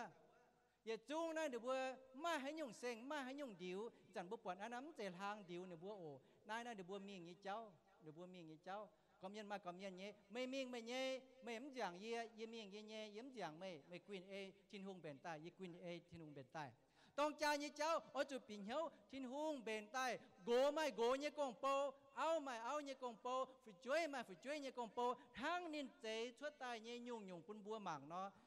เกาะเมียนไม่เกาะเมียนยี่ตองเยี่ยมเกาะเมียนไม่เกาะเมียนยี่กงเอาจุดหลิวเลยบรรหอยยี่กงอย่าเอาจุดหลิวเลยหาอย่ามาหายี่กงเอาจุดหลิวเลยนี่เจลุงเดียบัวหมางยังว่าอามดตะเฟจางจะฟาร์มเยี่ยมนี่ทิ้นหุ่งเจยุ่งเยี่ยมดาวชาวโดเย่กันนายปุ่นบัวปวดชาวก้องอีจันบัวชดเยี่ยมลุงเดียนะทิ้นหุ่งกันเจใต้บัวปวดเย่ดาวไหนปัวเก้าลุงเดียเย่ปัวเก้าอย่าเก้าเป็นดาววุ้เตน่ะจุ้งเป็นอ้วมเจ๋งลุงเดียเย่ยุ่งเยี่ยมเยซูเย่ปัวลุงเดียเนี่ยยุ่งเยี่ยมเยซูเนี่ยปัวเยซูอ้อยเย็นน้อมลุงเดียหุงเฮเกาเยซูอ้อยทิวน้อมลุงเดียหุงเฮเกา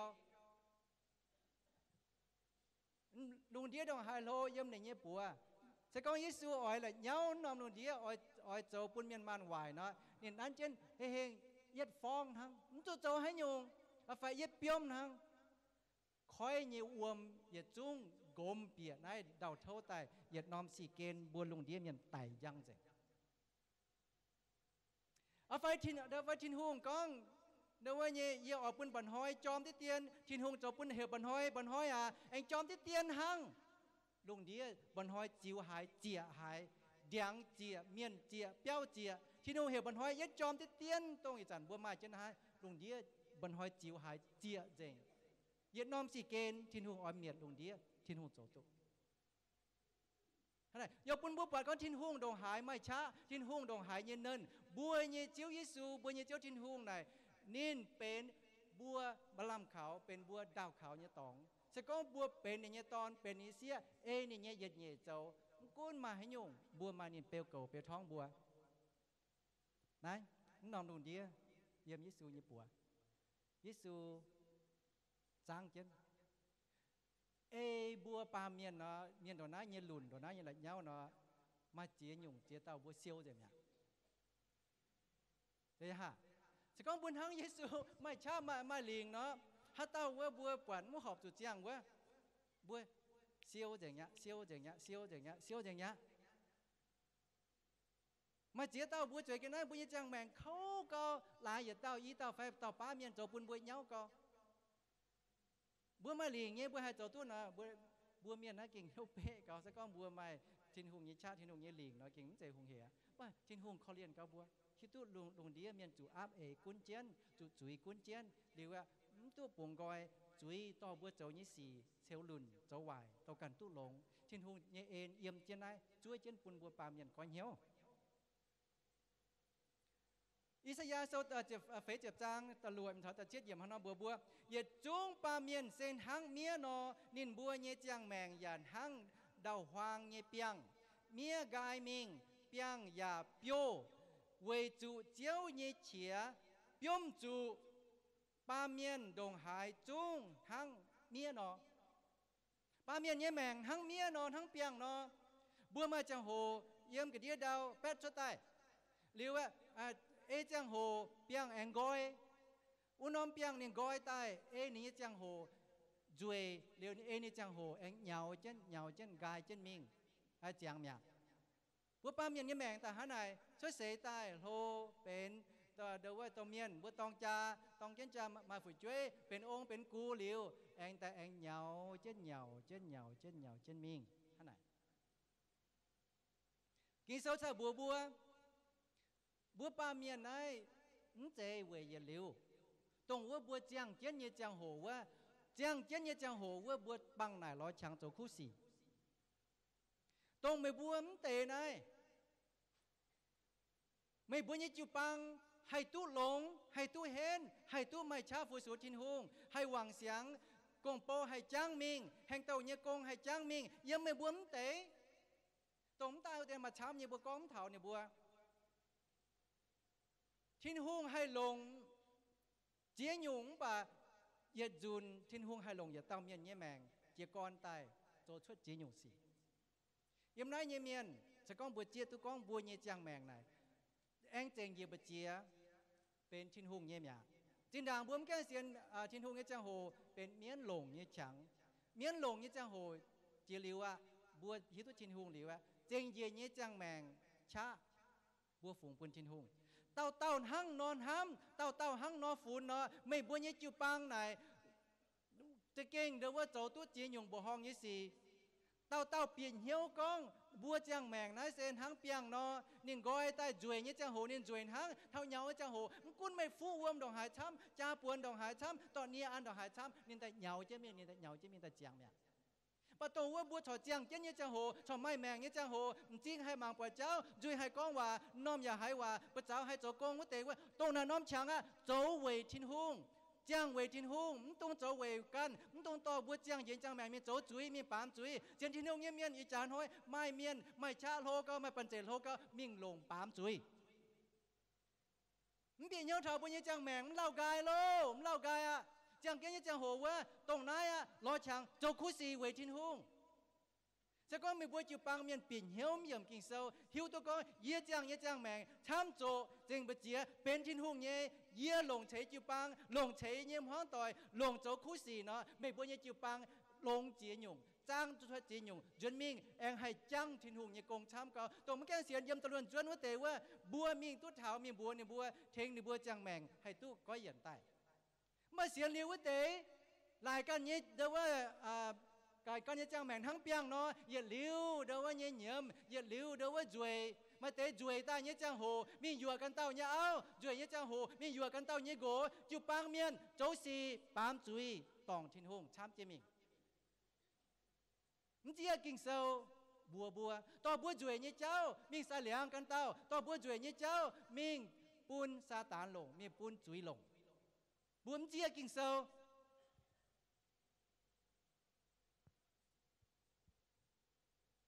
khi sau em bỏ chém bùa yếm chia năm tòng y bùa yết chung thang bậc kỳ dùng nó yang tòng cháu cọp miên yang cọp miên nhé cháu lầu thang cọp miên yang cọp miên nhé cháu thang chiếu cho y bùa choáng miên nhé chuối ăn chén nín ปุ่นยินดามอาศัยชีวิตสู่บัวปาเมียนเนี่ยมัวต่อยยี่กันยิ้มยุงจะปะกี้ยุงบ่าตรงว่ายุงปะกี้ยุงเนี่ยเมียนจ่าปะกี้ยุงเนี่ยเมียนโหหิวปะกี้ยุงช้ำเนี่ยเมียนว่าปะกี้ยุงนะอย่าจุ้งแสงคู่นะปะกี้ยุงเป็นอย่ายุงหงเจียปะกี้ยุงน่ะหงก็จะก้องหาดาวไม่เมียน่ะเดี๋ยวบัวแต่โดเจนก็หยันเจนเมียมีงะกุนน่ะเดี๋ยวมาหัวด่างช่วยเจนเดี๋ยวบัวแต่หยันเจนเมียมีงะจะแปลงเดี๋ยวช่วยเจนดาวหยันเจนเมียมีงะไม่เตะน่าจะน่าเก่งดอทคำดอทแบงค์ไต่เจียเต้าจะก้องเดี๋ยวบัวเนี่ยเจียวต่อเดี๋ยวว่าปยามีเงาขวางเดี๋ยวบัวช่วยเดี๋ยวบัวเจียวใจหมั่งเจนหน่อยมาเตะจะไหนจิ้มล้อเมียหยันเจนเมียดอทแบงค์ไต่ช้ำก็ฮิจูบเป็นเดี๋ยวบัวอย่าหิวแต่หมั่งเจียวว่าเมียหยันฮะคู่ก็จังเนี่ยหยันฮะแต่หยันดูติวฮะดอทแบงค์ผู้อาจารย์หอยปาเมียนหั่งนอปวดเมียเหนียมแต่โดเจนกองเดี๋ยวว่าหยันเจนเมียดอทจังแมงเจียเต้าเล่ใช้เล่ต่อยเจียเต้าโจปุ่นวายยี่สีเจียเต้าโจปุ่นต้มเมียนเตียหมาเจ้าโจปุ่นห้องต่อยเจ้าโจปุ่นฝึกช่วยเจ้าบัวปาเมียนยี่เอเลยเส้นทั้งปะกี้ยุงเนาะยิสูเป็นปะกี้ยุงยี่เจียวนี่เอาจุเหยียบปามเกณฑ์ตายต่อบัวชวดเยี่ยมดอดคำยี่จังโหต่อบัวชวดเยี่ยมปุ่นหิจูเป็ดปุ่นเดว่าดมาให้งานยี่จังโหยิสูเหยียวบัวชวดเยี่ยมไหนตายที่ตัดโซ่ตาฟาร์มจังตาเฟยชอจำหเหยียบกินโซนนอก้องป่าบัวเย่เจียวเจียวชินหุงปุนชิงนินโจหลงหยานห้ามเมียนวัดจันนินเจียวบัวตรงชินหุงโจหลงปุนบัวปาเมียนวัดจันนินเจียวบัวอีจันเป็นชินหุงโจหลงปุนบัวปาเมียนนินเจียวบัวยี่จังโห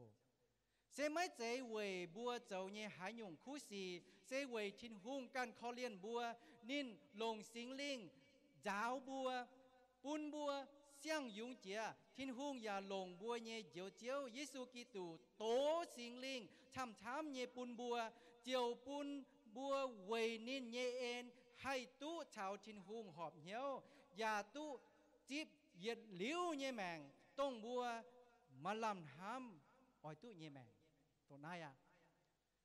บัวปาเมียนเจนทั้งปกียุงเนาะจงหงยี่สี่หงเจนขำมิงหงเจนขวดมิงหงเจนมีปุ่นดำเมางาหงเจนมีปุ่นหิจูเป็ดมันป่าชินหงก้องนินคอเลียนไห่บัวเอไหนเนาะตรงเดียมยันตู้เหี่ยวอ่ะชินหงกันปุ่นชีวิตสูเหยียดตายเป็นเยียวแมงบัวเต่าเจียวต่อบัวชวด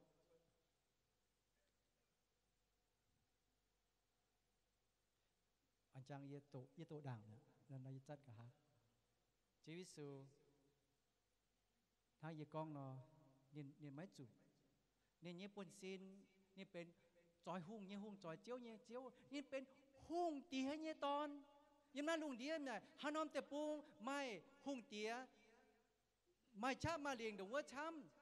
ให้ปุ่นแปะฝีเมียนตอนนี้ตอนมิงหังนอโดเจนตอนมีอันเจนจับจังจ่าติงไฟ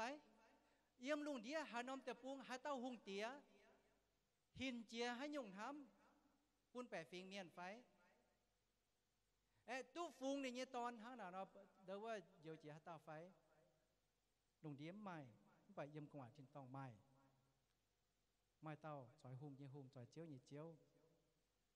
เวนินทำบัวลุงเดียเมียนเวนินคอเลียนบัวลงเดียเมียนเป็นจุยยี่เป้าเป็นจุยยี่เน่าพายในยี่ดูเต่าตอนอย่าตายฟีบัวสิงจุงเซาช่วยเจียวจางแต่เย็ดมีชาวตะเฟยข้างนอกบัวหายเต้าเยี่ยมทางเจียววัดเต้ายี่ท้องล่างตอง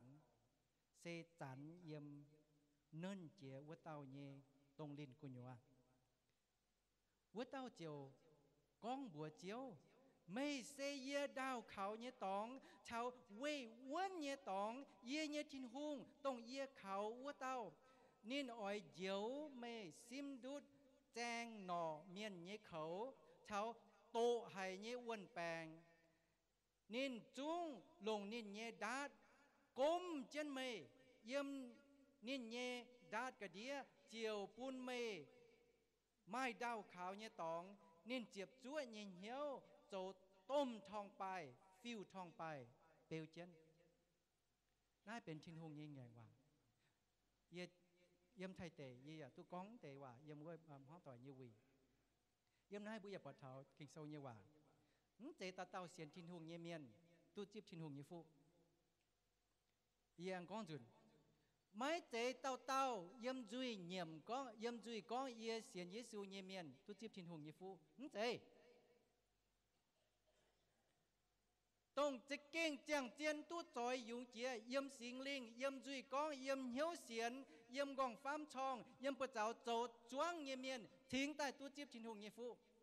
ไม่เจียเต้าเมียนฝุ่นเดือบัวก้องเยี่ยเสียนทินหงเมียนเสียนทินหงเมียนฮอบกิ่งเศร้าโตกิ่งเศร้าหูเจียป้วนจงเศร้าเปล่าหูเจียป้วนเสร็จมวยตายเนี่ยไม่เจทินหงเยี่ยเมียนเนี่ยเป็นเมียนเยจาสีลงเชลลุนใช่จังมึงเจตาเต้าเยี่ยมจุยก้องเสียนทินหงเยี่ยเมียนตู้จิบทินหงยี่ฟูมึงเจตาเต้าเสียนเยี่ยมจุยก้องเสียนทินหงเยี่ยเมียนตู้ฝ่าวทินตองมึงเจเสียนทินหงเยี่ยเมียนอจู่เจียงสิงลิงยี่เปียวเสียนทินหงตามมึงเจียงสิงลิงยี่เปียวปุนชิงก้องเนี่ยมึงเจเจียนไม่แมงยี่เดียงนี่เป็นตรงว่าให้แหล่งเมียนยี่เดียงเจียงแหล่งเมียนยี่เปียวอีจางท้อยมือบัวหมางกวาดเยี่ยมบัวยี่จูปังมาเตะเยี่ยมบัวห้องต่อยกุญวะมาเจียเต้าในก็ยี่เสียนทินหงยี่เสียนทินหงเต้าจวนใต้โจยี่สีอย่าอายหย่ำจ้วงเสียนทินหงเยี่ยเมียนสิงเลี้ยงยี่เปียวอย่านอมหย่ำเจียงไอ้มีเจียงจีนยงตรงว่าให้แหล่งเมียนยี่เปียวเยี่ยมป้องถึงในยี่เดียงเยี่ยมป้องถึงในยี่แมงนายแปะดามเมงก้องเยี่ยเป็นเสียนทินหงยี่เมียนมันเจียงสิงเลี้ยงยี่เปียวบุ้มเจียงสิงเลียงเยี่ยเปียวบัวเจียงปามเกียงเยี่ยเปียวน่ะหงเหเจียงยี่หล่อเจียงจีนยงช้ำเก่ายังบุญยี่แมงเสร็จมวยตายบัวเป็นตรงทินหงก้องเลยเยี่ยโกเตะเยี่ยมหิวตัวไม่ตรงหาเต้าบัวปองทินหงยี่จังโหทินหงเจี๊ยบัวจุนบัวเก่งมาลำทำอย่าเตะบัวเก่งมาลำทำอย่าเตะเจตาเต้าเยี่ยมเสียนทินหงเยี่ยมเมียนเยี่ยมบัวจิวปังตุ้มิงทินตองจังเจนโอเตตาเต้าเยี่ยมมาบวมห้องต่อยเยี่ยมเดิมบุจิปังกันอยู่ว่าก้องเยี่ยเป็นเสียนทินหงเยี่ยมเมียนตุ้มีทินตองเวจูเสียนเยี่ยมจุยเสียนเยี่ยมเหี้ยวช่องเยี่ยมกองฟ้ามโจชดเยี่ยมดูปวดเจ้าเจียงสิงเดียงยี่เปียวดับเจียน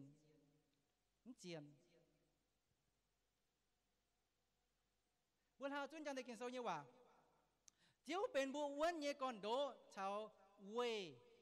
อ้วนเย่ตองทินหงเป็นบัวเยกอนโดชาวเว่ยวนเยตองไม่หายยุงเก่าวนเจียวอะไม่หายยุงเก่าหายตีตัวปาเมียนเจใต้เยกันไหนยุ่งให้วายให้บางให้โลให้หูชาวให้เจงจังโหบัวไม้คอมไฟบัวไม้บัวเยเดว่าเยเดียนถอยนายเล่าเตนี่เจงจังโหอะเล่าเตนี่ชดเสียงตายไม่จีนยุงสก้องบวมจ่าบวมชิวเนาะนี่โจกงต่อจิวะบัวเดว่าเนี่ยหมาเนี่ยเศร้าหลงเนี่ยจ่าสีบัวเนี่ยคอมหน่อยเล่าเตนี่จะไหนตนเนี่ยนี่เดว่าเนี่ยกองฟ้ามโจกงต่อจิวะบัวจูแอหมายเสียงจิมิงยุ่งเยี่ยมลุงเดียอินห้อยเสียงยังห้อยโหลเนี่ยอินห้อยไม่บัวหมาตัวเสียงลุยเสียงโหแต่จูเจนอินห้อยเสียงทั้งยังห้อยโหลเนี่ยป่ากิ่งเศร้าเนี่ยว่าเหยียดหลิวเยี่ยมเหยียดหลิวเสียงเหยียดหลิวเนินเหยียดหลิวนั่งเหยียดหลิวไม่ก็เหยียดยุ่งเยี่ยมนุ่นเดียก็เหยียดกิ่งเศร้าเนี่ยว่ามันก็เหยียด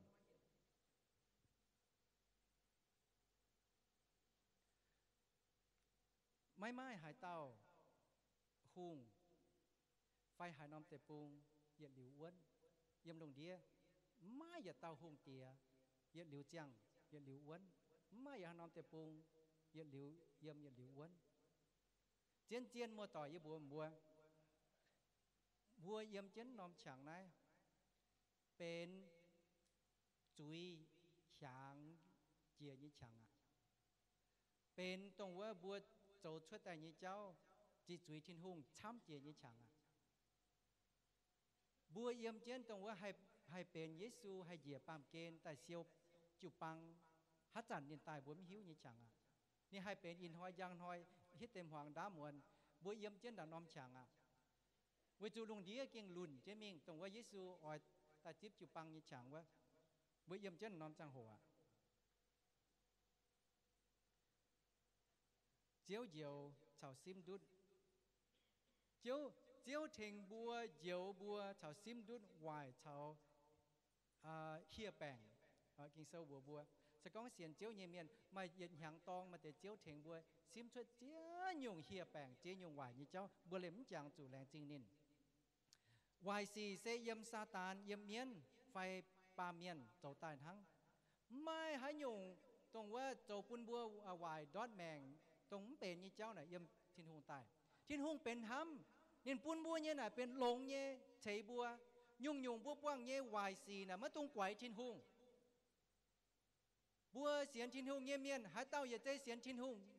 เห็นหาเต้าอย่าเสียนฟิล์มอย่าใจเห็นวัวเต้าจูป้วงเสียเหี้ยวยี่สี่เก้าช้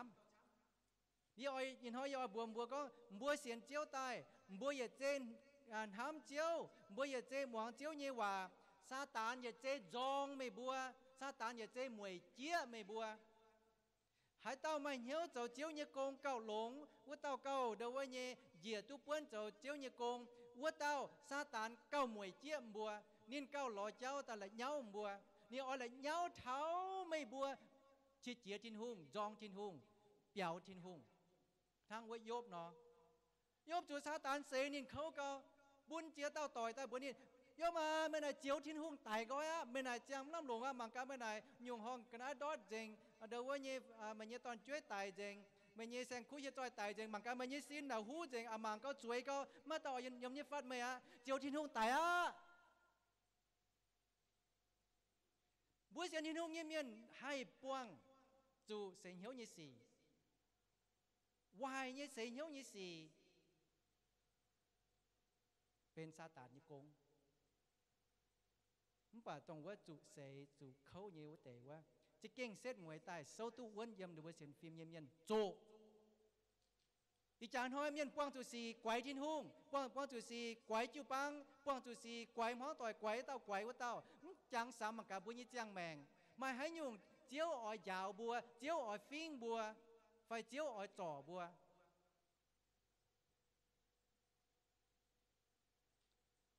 เฮียแปงไม่เจียหยุ่งเป็นชดปุนบัวตรงว่าบัวมออยเป็นแบบนี้ให้เป็นสก้องบัวปวงจูแปงมาเตะเสียนเจียวเสียหลายแปงแต่เสียนเจียวก็ไม่แปงหอยนะเดี๋ยวบัวไม่หล่อเจียวสก้องคูมีหล่อเจียวเวจ่อลงแปงทั้งเนาะมาเจียเต้าเสียนเหลียวเจียวตู้แปงจ่อลงเหลียวมันป่าเลี้ยงวันตู้เจียวไม่เมียนช้ามาโอเสียนเหลียวจินหุงแกดูดเมียนเนี่ยเมียนหลายเย้านี่นะเดี๋ยวว่าเนี่ยนินคุยเยี่ยมเนี่ยบ่านินจะเก่งเป็นจอยยุงเจียเนี่ยเมียนนินจะเก่งหลงเหี้ยวหล่อเจียวเนี่ยเมียนตู้แปลงจ่อลงทั้งเพชรทินตองเนี่ยตีหอมบัวหมั่งเจนตีหอมบัวฝาวทินตองมีไม่เจียเต้าตรงว่าชาวไม่บัวจ่องจิวปังเมียนว่าแต่ว่าบัวหมั่งเดียวเดียปวดเดี๋ยวเดียวเดียบัวเยี่ยมกงไหวน้ำใจหงเหโอมีทินตองน้ำใจหงเหยี่บัว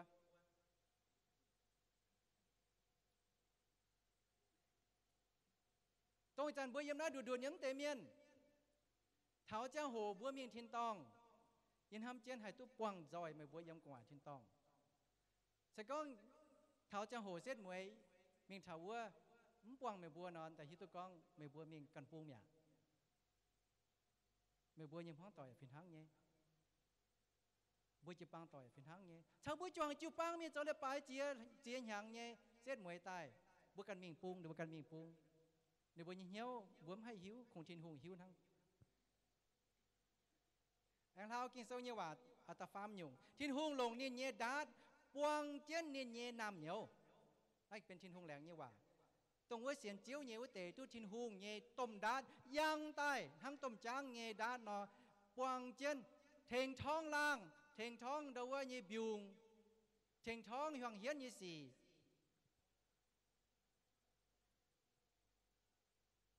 ทินหงห้ำชาวเซฟูเนี่ยเนี่ยนำเหนียวนั่นจังบัวเทาจังบัวตู่เตะกิงโซเยี่ยมว่าสิ่งจุงโซชั่วจีบเยจางแต่ยันชาวตะเฟยเยี่ยมว่า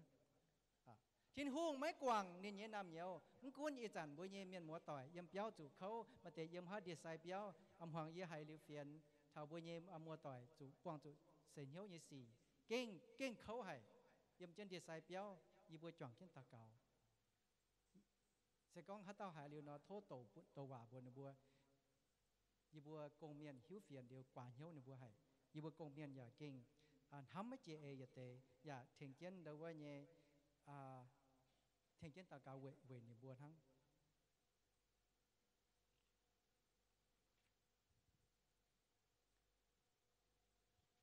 bùa y đom khao hổ như kinh sâu thao tuôn tài đâuว่าตาวคังถึงบัวจังเทาจังเทาบัวหยุ่งหลงเจียนไห่เย่กันนายเยี่ยมบัวปามเย็นเย่แม่บัวเฉมจุหลับเย่ถึงบัวมาอ้วนเย่ก่อนโดบัวเฉมจุมาหลับเย่บัวเฉมจุมาเย่เบนเก้าอย่าเบนหิ้งดีว่ามันตัวโจนนอมหยงเซ่ปุ่นปามเย็นปุ่นเดาว่าเมียนมัวต่อยหมั่งบ่าเซ่เดาว่าโทปุ่นบัวจ่องเจียนช่องเถาบัวกันเย่จังแมงตรงเจ้านอมช่องเซ่บัวตองจาบัวเสียนทินหุงตายบัวตองจาตายยำน้ายเยเมียนมาหาเต้าตองจาตายหรือว่ามันแกงมาฝึกช่วยไฟเขาหัวตองจาแต่เสียงแกงมาฝึกช่วยโทษทรงปัวฝ่า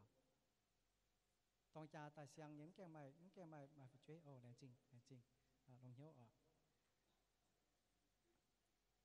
บัวตองจาตายมาฝึกช่วยไฟไม่ฝึกช่วยจังเจนเยี่ยมบุญเปี้ยวกุญยวดูเต้าเป็นเปียวเจียวกุ้นเจงบัวเหี้ยวห้ำnhư cháu ngọn phám chong như cháu rồi bèn con nhé bữa cháu cháu nhé xe bềnบัวnhư chiếu thiên hùng gỗ áo phải chơi ta tàu thiên hùng hám phi bènบัวอย่าเอาจูห้างนอห้ำบัวnhư phải chơiห้ำบัวnhư chạy tỏi phi đồngงกุ้นบัวน้าnhư miền lồng áoที่như thòng mai tệบัวnhư áo phảiบัวnhư gỗ tàu thòngว่าnên quảng miền phái tàu thòngว่าnên duân xế miền pháiบัวหลงที่ยี่ทองบัวมาฝึกช่วยจวนบัวอย่าเอาจุนทั้งกิงโซนทั้งบัวนอทั้งฟีดงเจงทั้งยวนเจงจังเจนนอมโมเจทินหุ่งเป็นบัวเย่เจียวแต่มาฝึกช่วยอย่าจุ้งเยี่ยมทินหุ่งเย่บัวเดียเจอีดอมบัวจ่องเจนข้าวโหยี่บัวนายหรือว่าตั้งบัวปุ่นบัวกงเมียนบัวตั้งบัวติงตาหรือว่าบัวมิงหยันทางบัวมิงหยันทางในจังโหบัวห้างนอชดนายห้างนอจิเจ้าห้างนอหายจันตัวจังโหบัวอัตกางแต่ต่อยจังโหบัวจุบัวเย่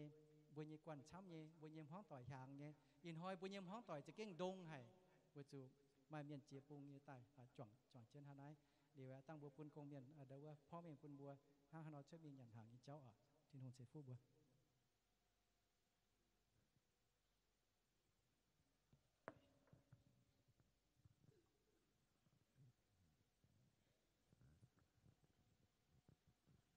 nó buồn sự kiện lành sinh hay chiếu trên hung ngọ bố bay bùa lành sinh chiếu trên hung ngọอย่าlành sinh phình sang ọt tông tỏi trên bùa choàng trên hồ hiu hoang tỏi uốn nhẹ còn độ bùa hoang tỏi hay nó hay uốn yếm chiếu trên hung bùa hồ trên mình dọ yếm nó mùi chuẩn mình hám tay bùa yếm hoang tỏi hay uốn trên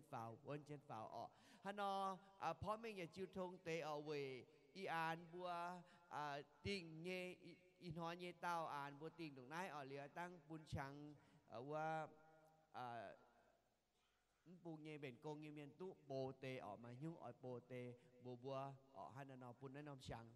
เหลือหลังเจ๊เงตั้งกับฮาอานบัวจีกรเวียดนามเวียดนามเยจังโหเลยบัวเองกับฮาอานเองโหไม่นี่เงออนไปเยี่ยมเจ้าบุญโซกันยัวเยโอเยี่ยมด่างว่าเตเย็ดเตเย่โอเตเตเย็ดเตเย่โอเตพินนอบัวให้มั่งนายหรือว่าให้เปลี่ยนเหี้ยวอย่าเอเจ้าไหนโจฮันนอหรือว่าฮันนอnăm đại con thầu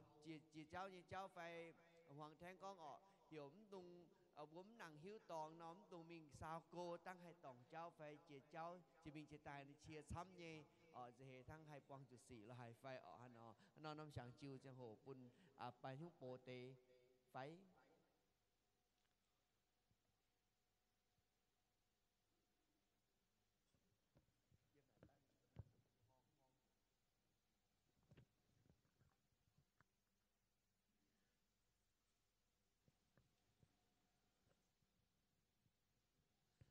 đâu bùa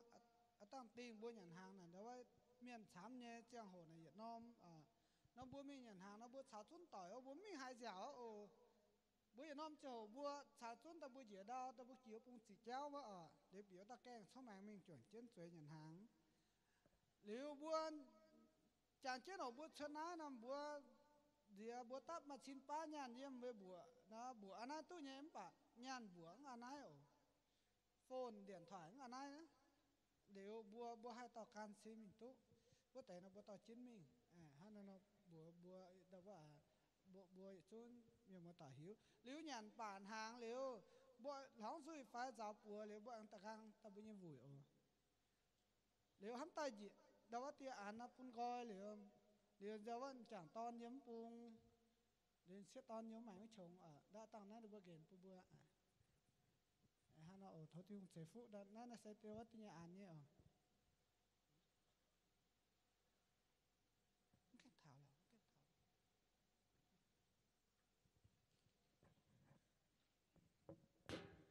hắn nó anh thỉnh cha tới tiền buôn chuốt mi nhận hàng nghe giang hồ hóa bung bịa đàng Việt Nam tia này nếu bún chuối bua tỏi chạy xả Việt Nam tia chuối bua tỏi tu chu lan búa bịa đàng nó búa bịa hóa đô như tòng đàng bịa hóa đô như ở bịa đàng bịa hóa đô như Việt Nam tia chu lan thì nó búaกันจะเพียน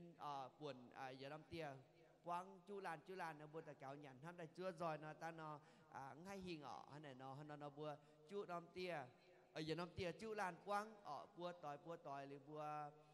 ta kéo li búa chỉ búa nhà nó búa số chỉ xin búa ta kéo bùa cam hiếu ta kéo chưa y bùa skin lành sinh hay mê tu tò trên y bùa yếm y đom tu mai chàng chọn chân bịa nên nằm bùi hoang tỏi uốn nhẹ còn đô chưa y bùa lành sinh hay mê tông mê pun thiên nu pun mình nhẹ công miền tai thầu y bùa bờ đồng và tu than hát no hay mai hoang tỏi uốn nhẹ còn đô rồi y bùa se lành sinh hay chưa tu y bùa tu hộ nhẹ bùa chàng chân và tôi mình thấy bùa hoang tỏi uốn yếm chưa thiên nu chưaมีดอมมีช่างดีบัวปุนจานฮิตควรหยันลุงอานโทษที่นุ่งกันจิวโกเปลเจนต่อเจนดีบัวอย่าจุ้งให้แปลงออนเยงกับหาอานแองตุมาช่างวางต่อยแองป้อเจนได้แต่หุ่ยมิงเซ็งทายเมโลลังจิวต่อเจนจุงนอตะเกาติ้งจิสือบัวอาเมนฮันนอไม่เต้ามายุ่งปูหาเบอร์กงเมียนปูเงี้ยกงเมียนอีกว่าปูเงี้ยกงเมียนฮันนอไม่ยุ่งปูนอบัวมาหมันย่างเจียวเขาแมงทำแต่บัวหิ้วตู้ตองยันหางเงี้ยตองเงี้ย